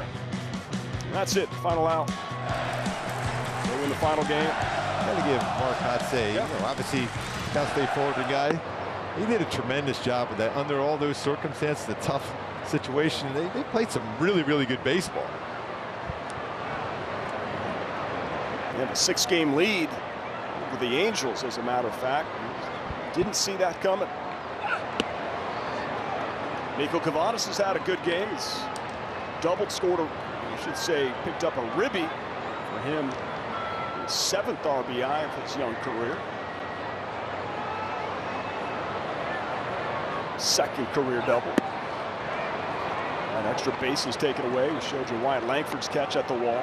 Be patient here. You got a chance if you get to work a walk here. Bring that tying run to the dish. But also, if he gets to that 3-1 count, that's when you let it go and see how far you can hit it. Ball 4. 4 pitch, 1 out walk. I'm going to bring up Michael Stefanik, 0 for 2 with a couple of Ks. He represents the tying run. Chafin's fastball, not overpowering necessarily. He's about 89, 93 off of a slider changeup.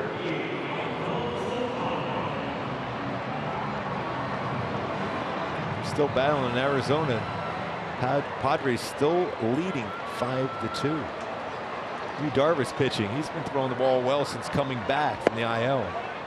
And the Mets lost today to the Brewers. And Milwaukee's having an outstanding season. Another trip to the postseason. They lose Counsell as manager. And they just boat raced everybody in that division. Jackson Cherio is a great player, a young kid. I saw an interview, John Morosi and Robin Yount. I was watching some of that, too. That was really cool to see that. Robin Yount, I'll tell you, was one of the all-time great. He loves the game of baseball. He loves the baseball game up there in Milwaukee. Played his whole career there. Hall of Famer. Jackson Cherio, Jackson Merrill. Two excellent Jacksons. That's going to be a tough play for Duffy, but he comes in and makes it. And he made it with room to spare, 2 down. Duffy coming in on that one quick on the transfer, gets a lot on the throw and gets Stefanik by a stride plus. So Bosch making the walk out to the bump. He is going to take the ball from Chafin. Taylor Ward coming up, representing the tying run here in the bottom of the 7th. We have a pitching change here at the Big A. We'll be right back.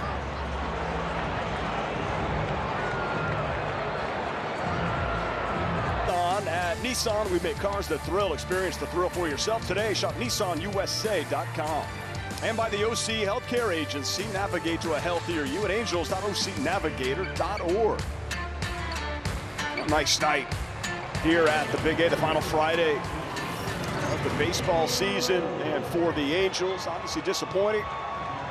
These Angels fans still coming out in the Rope Hat giveaway and a fan appreciation weekend.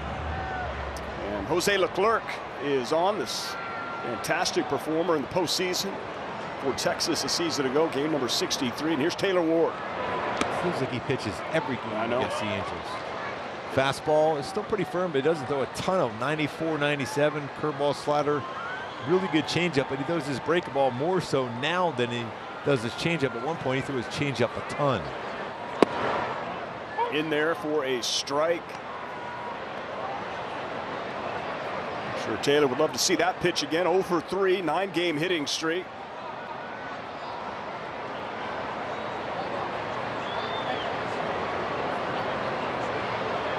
Cavadas at second. Fastball in there for a strike. It's 1-2.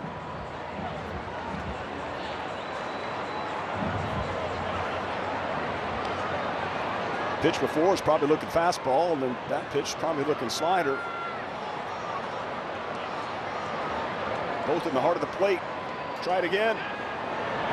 2-2.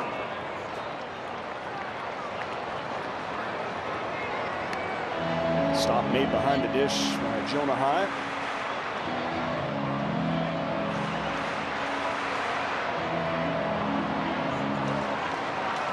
Still just down by 2. Some room out there, the right center. Warriors had a lot of base hits that opposite direction this year.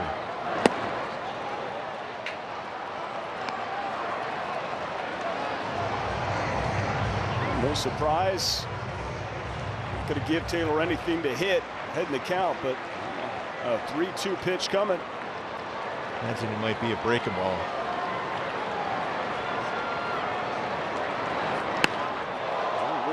Line drive center field and playable for Jankowski. So the Angels strand a runner, remain trailing Texas by 2 as we head to the 8th here in Anaheim.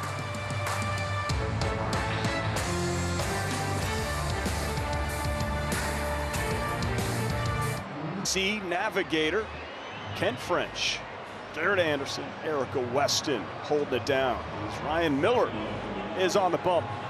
Shares the name with the great American goalie Ryan Miller. It is hockey season. Who was goalie for the Ducks just across the way. He was an incredible goalie. Incredible goalie. Great all-time U.S. goalies. He was the starter for the American team. 2010 silver medal winning American team. Nathaniel Lowe. By the way, can I give you a little information there, Patio? I have a Ryan Miller signed hockey mask. It's even better. Jersey. It's even better for my Christmas tree. I have an ornament. Ryan do you yes, really? I do. In his Buffalo gear. Kid you not. That is drilled, but Kevin Pillar in his tracks makes the catch. A Ryan Miller Buffalo Sabre Christmas tree ornament. I also have a Jaromir Jagr one too. I have to have that. That's mandatory. He's still playing, right? Somewhere? Probably. So how do you end up with these Christmas ornaments? Because I go to Hallmark and I look for some special ones. That you get these online? Yes. No, at the store. I have to go to the store. I have to be able to see that. Yeah, and Ryan Miller, it's a great one too, by the way. It's a good one. I'll send you a picture the of Ryan Miller Buffalo Sabre Christmas tree ornament at the Hallmark store? Yes, I did. That is shocking. You were asked about your Christmas decorations. Lindsay was bringing it up. Works great with us in marketing, Bally Sports, about your Halloween decorations versus your Christmas decorations. And he said, oh, no, I go all out for my Christmas decorations. I'm like, well, hold on a second. Has anybody have you seen your Halloween? You can't walk by your block in Chatsworth with that little kid screaming for their mommies and dads. It's all about the decorations. But, it's all about But apparently, we'll make a show of it, I'm sure. Rumor has it.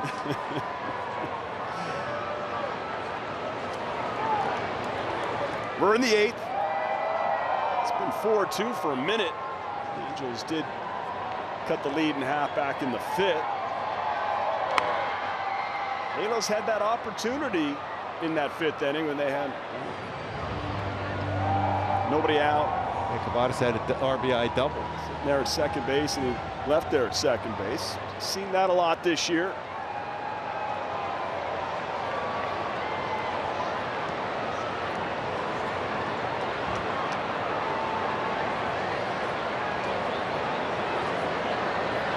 Miller's 2-2.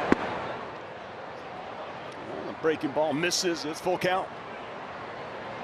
And he will throw a sweeper, and he'll also throw a cutter.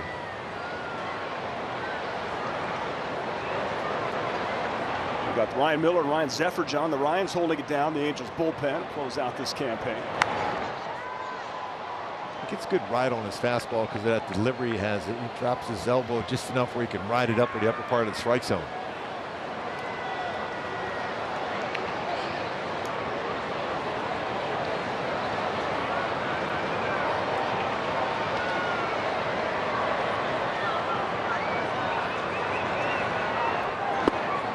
There's a strikeout with the gas. That's that ride. He stays true. It's in that same tunnel all the way up, running it upstairs for a punch out.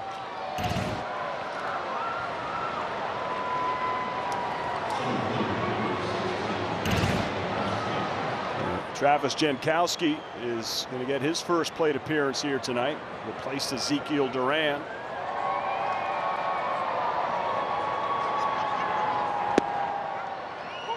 Was a good slider and sweeper full throw. Jankowski, a tremendous defensive outfielder.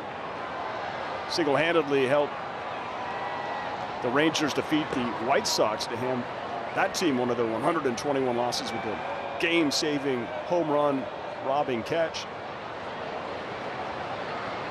He's a big football fan too. I have no idea. What team does he like?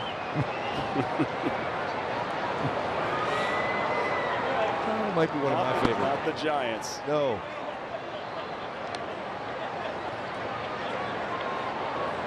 Might have a green colored jersey, I think. I'm stumped. Yep.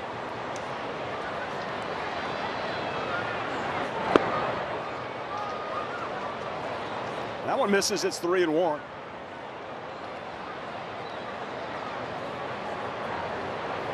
Yeah, that catch he made over the wall, I think it was going to be a grand slam too, right?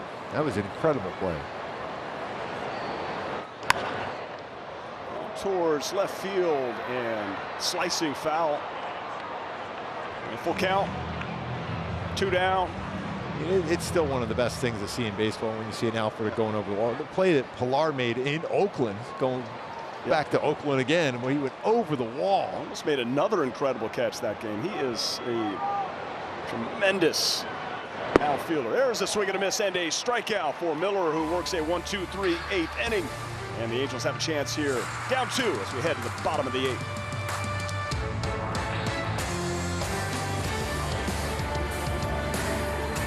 Or Jack Lopez has brought some noise with a couple doubles. He leads off here the bottom of the 8th. The Halos just down by 2. After that tough start for Reed Detmers in the first inning, he threw the ball exceptionally well with 12 punch-outs, but a tough task here now with David Robertson on the mound. 39 years old, yet this is his 67th game this season. He's had a phenomenal career, ERA just over 3. Set a club record for the Rangers. He has 34 holds. This pitch doesn't get the call, 1-0. And along with Kirby Yates, has 31 saves. They're the first 30-save bullpen teammates in Rangers history.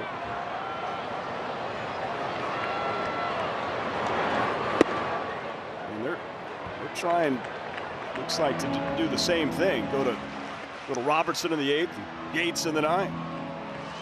Real good combination of curveball and slider too. Still rushed up there 91, 95 and a changeup. It's popped up. Get that one into the seats. Clanked. Counts 1-2. So the Padres, if they're able to win tonight, Gooby, then they're gonna lock up home field in the wild card, right? If they get that win. And you got Luis Arraez, who's got a couple hits hitting .313. You got Shohei who's hitting .309. And if he could catch Arraez, he's going to win the Triple Crown. He steals his 57th base, so now he's got the most stolen bases by any Japanese-born player, I should say. Passing Ichiro, who's his hero growing up. I mean, the guy has done absolutely everything this year. But, man, you throw a Triple Crown in there. Holy cow. Yeah, for all those people, even a few weeks ago, were saying, oh, we're not so sure he's the MVP. Unanimous. Obviously, he's not going to be able to steal these many bags if he's pitching.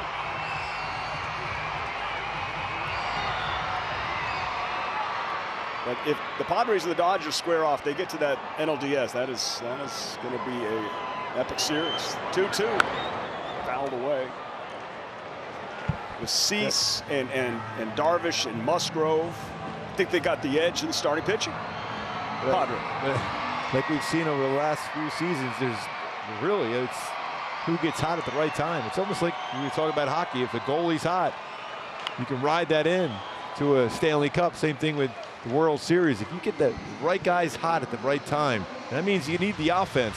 But if you have a solid bullpen, and one thing about the Dodgers, they have a really good bullpen, but so do the Padres. The Phillies have the edge as far as in the National League as far as starting pitching, though. Their starting pitching is great. Zach Wheeler leading that. The Phillies were, they have the tiebreaker over the Dodgers for home field, but with their loss and the Dodgers win, that's two-game separation. So Dodgers now have the edge towards home field throughout. They've had that, though, a number of times. It's all how you play. It's all how you play in the postseason. That first game. It's ball four. It's a good start. It is a start. Leadoff walk for Jack Lopez. Had a pretty good game tonight. 2 for 3 and a walk, 2 doubles. Run scored. This guy with the bat right down, Eric Wagaman. He drove in Lopez back in the first.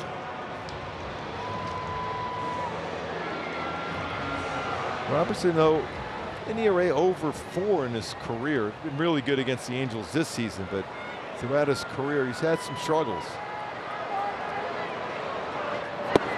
Fastball in there for a strike. That first pitch that wasn't called a strike to Lopez ended up working to his advantage with that walk.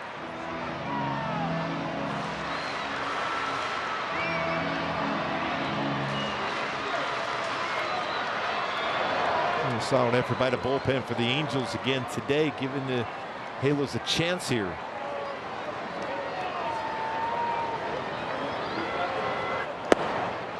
Doesn't get the call there, misses 1-1. Robertson looking into the dugout, saying, "Can I get a little help here?" He was touching the lower part of the strike zone. Breaking ball, swing and a miss, 1-2. Nasty. Late break to that slider.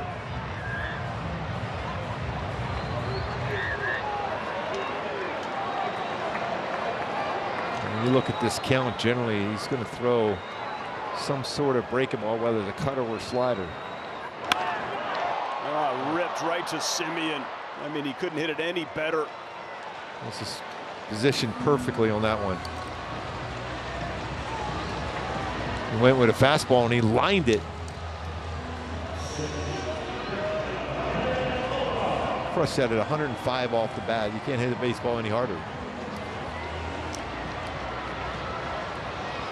It gets over his head. That could skip to the wall. He hit it that hard. Here's Kevin Pillar. That's in there for a strike. Cutter, he's spotting perfectly. His family all here. The big A. With that thought process, maybe. Obviously, SoCal roots to begin with, but it'd be nice to have something special happen here for Pilar. Mom and dad here, brother, wife, kids, everyone.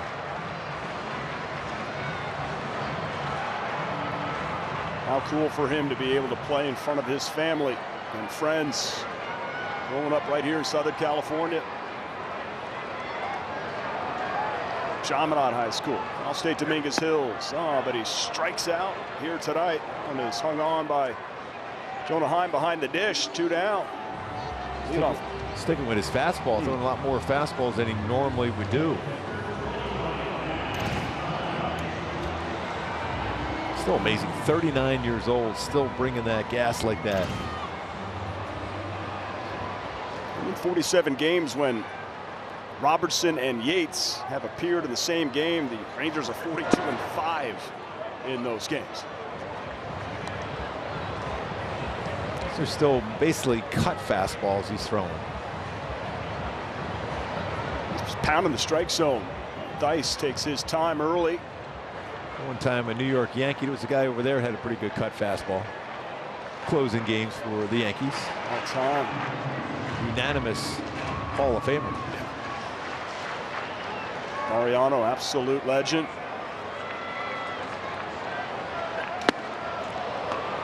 Lost the helmet, it's 0-2. Nice the power to tie the game. And a good swing his last at bat.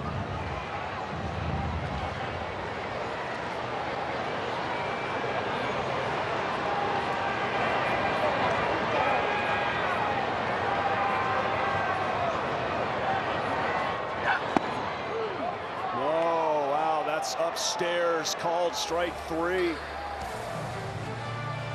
Robertson and the Rangers lead 4-2.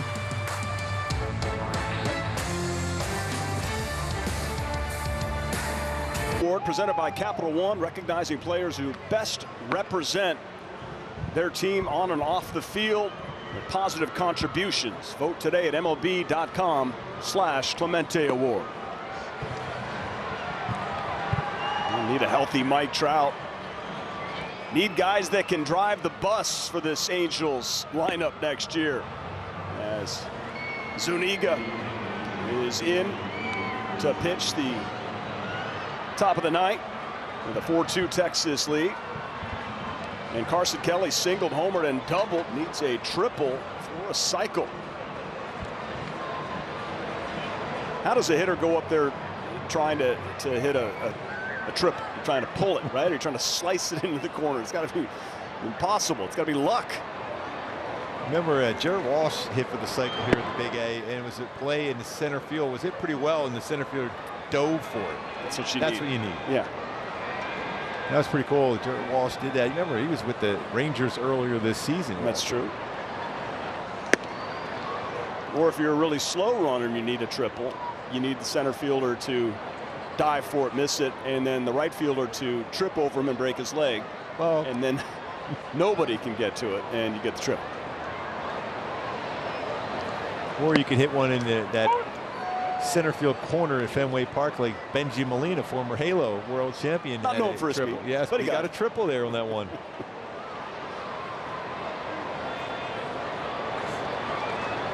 Carson Kelly. That's not going to get it done. Shattered bat. Stefanik gets him. I mean, I suppose if that would have gotten past those guys, wasn't hit hard enough. Not quite there on that one. No. He had some really good swings the entire game, though. Yeah. Here's Matt Duffy, the former Halo, is 1 for 3. Local lad. Still grinding in the big leagues. Thoughts on the big man, Zuniga, and possibilities for him in the back end of the pen next year? Well, he's got some good run on his and life on his fastball. Really, really good changeup and breaking ball. He's throwing enough strikes to be consistent. to see that movement. He's got a power sinker. It's coming in at 96, 97. There's some halos with some good power sinkers. Starts off with Jose Soriano, Jack Juanowitz, who we're going to see on Sunday. Some power sinkers. Zephyr John has one. It's a ground ball. Lopez. And another 96, 97 mile per hour sinker, getting those ground balls, shattered bats, 2 down. Zuniga.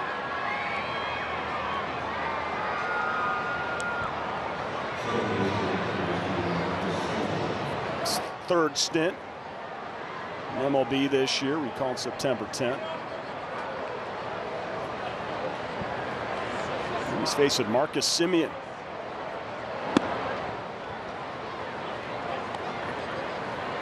Semien 2 for 4.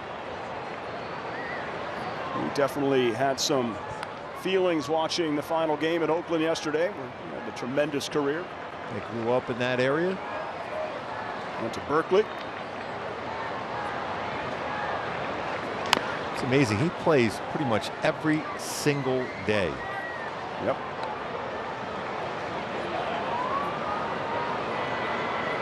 And he has that same look, that very competitive, but I tell you what, I wouldn't want to play poker with him. Texas Hold'em, he had no chance. He looks exactly the same if he's 3 for 4 or 0 for 4, because he's got a job to do on the field, on the bases, and swinging the bat. Like that. That is hit high, far, and gone. Marcus Semien, 1,500 games, 1,500 hits, another home run, and insurance for the Rangers.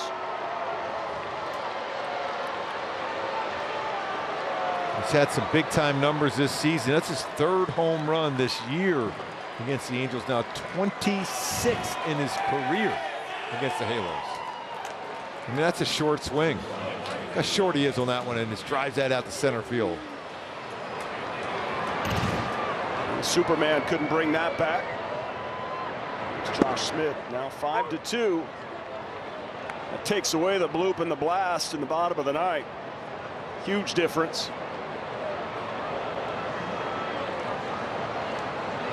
Texas has come in and played a clean game here tonight. That had entered an error in 7 consecutive games, despite having a fielding percentage of .988, second best in the American League.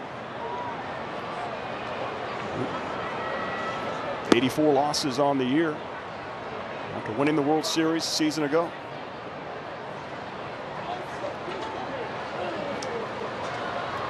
Former teammates meeting up tomorrow night. Griffin Canning, Andrew Heaney for Texas. It's a little pop-up. Lopez camping under that one, and he makes the catch. Final chance for the Halos here tonight. It's 5-2.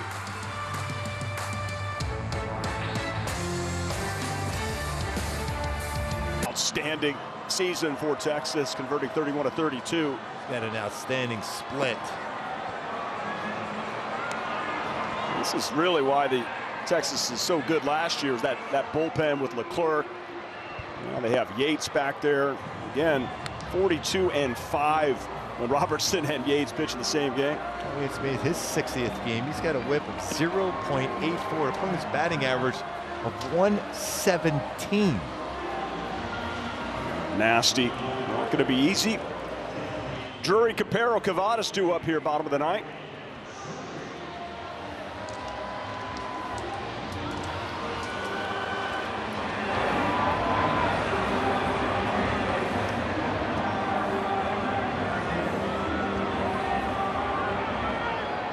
Halos have managed 2 runs on 7 hits. Playing with an undermanned lineup here tonight. Had a couple of chances early off of Jacob deGrom. Swung the bat well. Another chance in the 5th. It's been 4 home runs for the Rangers here tonight. That have been the difference. Reed Detmers promising 5 innings and 12 strikeouts. Did give up the 4 runs.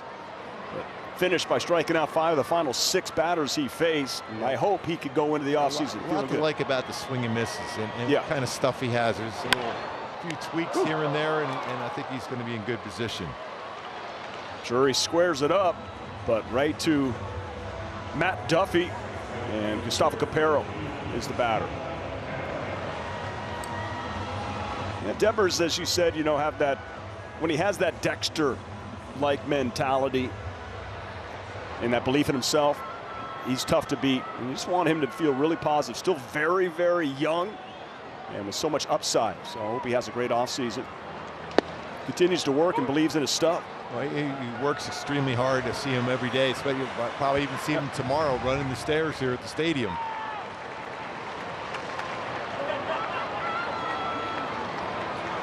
Capero singled and scored a run here tonight. And facing very tough Kirby Yates, falls behind 0-2.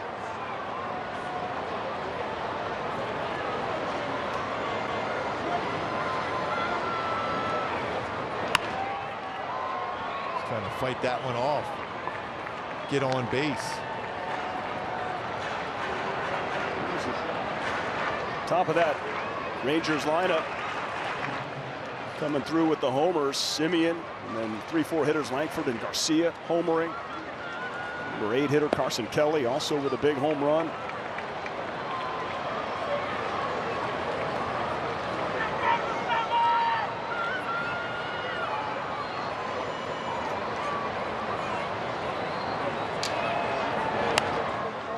Oh, a good battle here for Capero versus Yates.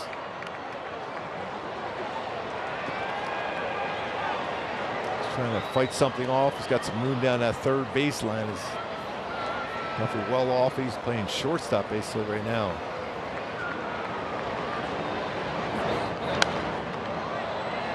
Generally will hit the ball the other way with 2 strikes early in the count. He's trying to turn on the baseball.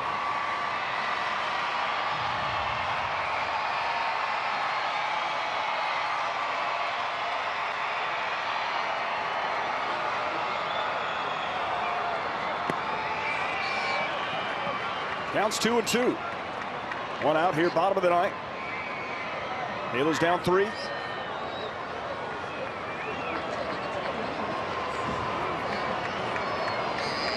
Wyatt Langford's playing incredibly shallow in left.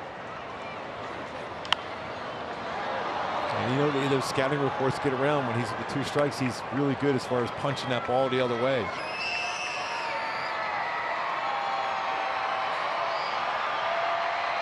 Good battle here. We get a splitter here. Back upstairs again, jammed them enough on a 4-seamer. Because you're looking for the splitter at 94 sometimes can look like 100.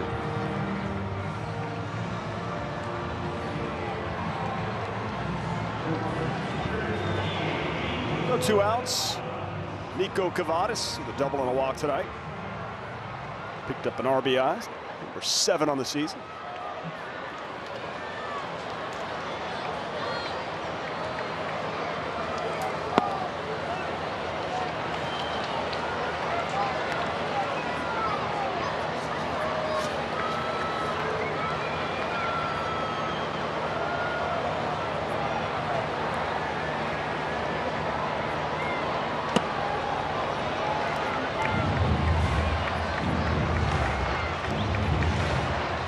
The game still in action tonight, including the Padres and the D-backs. Top 8, 5-3 San Diego. San Diego threatening again in that game. It'll be a tough loss for the Diamondbacks. And both those teams, when you think about it, Diamondbacks against the Rangers in the World Series last year. Both possibly not even in the postseason. Now, the Diamondbacks unable to come back. It's so close between them, the Mets, and the Braves. Well, with that win, San Diego will lock up the 4th seed in the National League. Will they decide to rest some players in the final 2 games? Arizona would take that. Impressive for the Padres to get another good start from Yu Darvish today, too. There's the 3-1. There's another walk for Cavadas. And bring up Michael Stefanik. So good night at the plate for Cavadas. All 4 plate appearances successful. One line out, a double, and a couple of walks. Stefanik 0 for 3.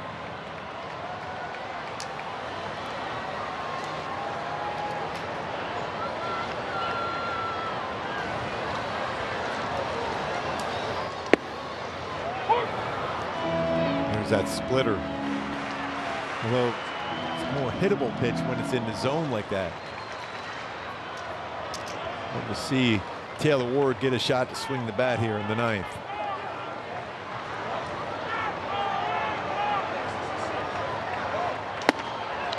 Runner goes. Devadis advances to second without a throw. See if they'll pick up a stolen base on that or defensive indifference.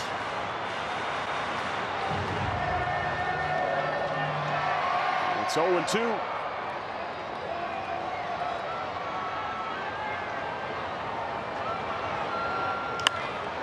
There's a pop-up.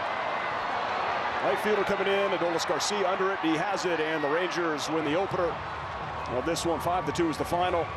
Detmers takes the loss. Look good, though, with the 12 strikeouts. Yeah, it's all about the power for the Rangers today with 4 home runs. The Toyota Player of the Game, Carson Kelly. 3 hits, single, double, home run. At a season high with his 3 hits acquired from the Tigers. Yep. The postseason Tigers.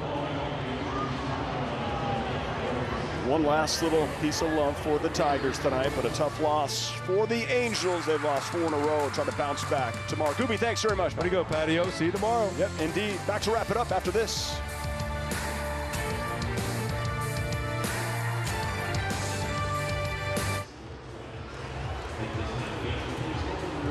Just once again, Angels Live presented by Nissan will kick things off 6 p.m. But stick around, don't go anywhere. Angels Live postgame presented by the OC Healthcare Agency. With Ken French, Garrett Anderson, Erica Weston is coming up next. I'm Patrick O'Neill. We'll see you tomorrow night.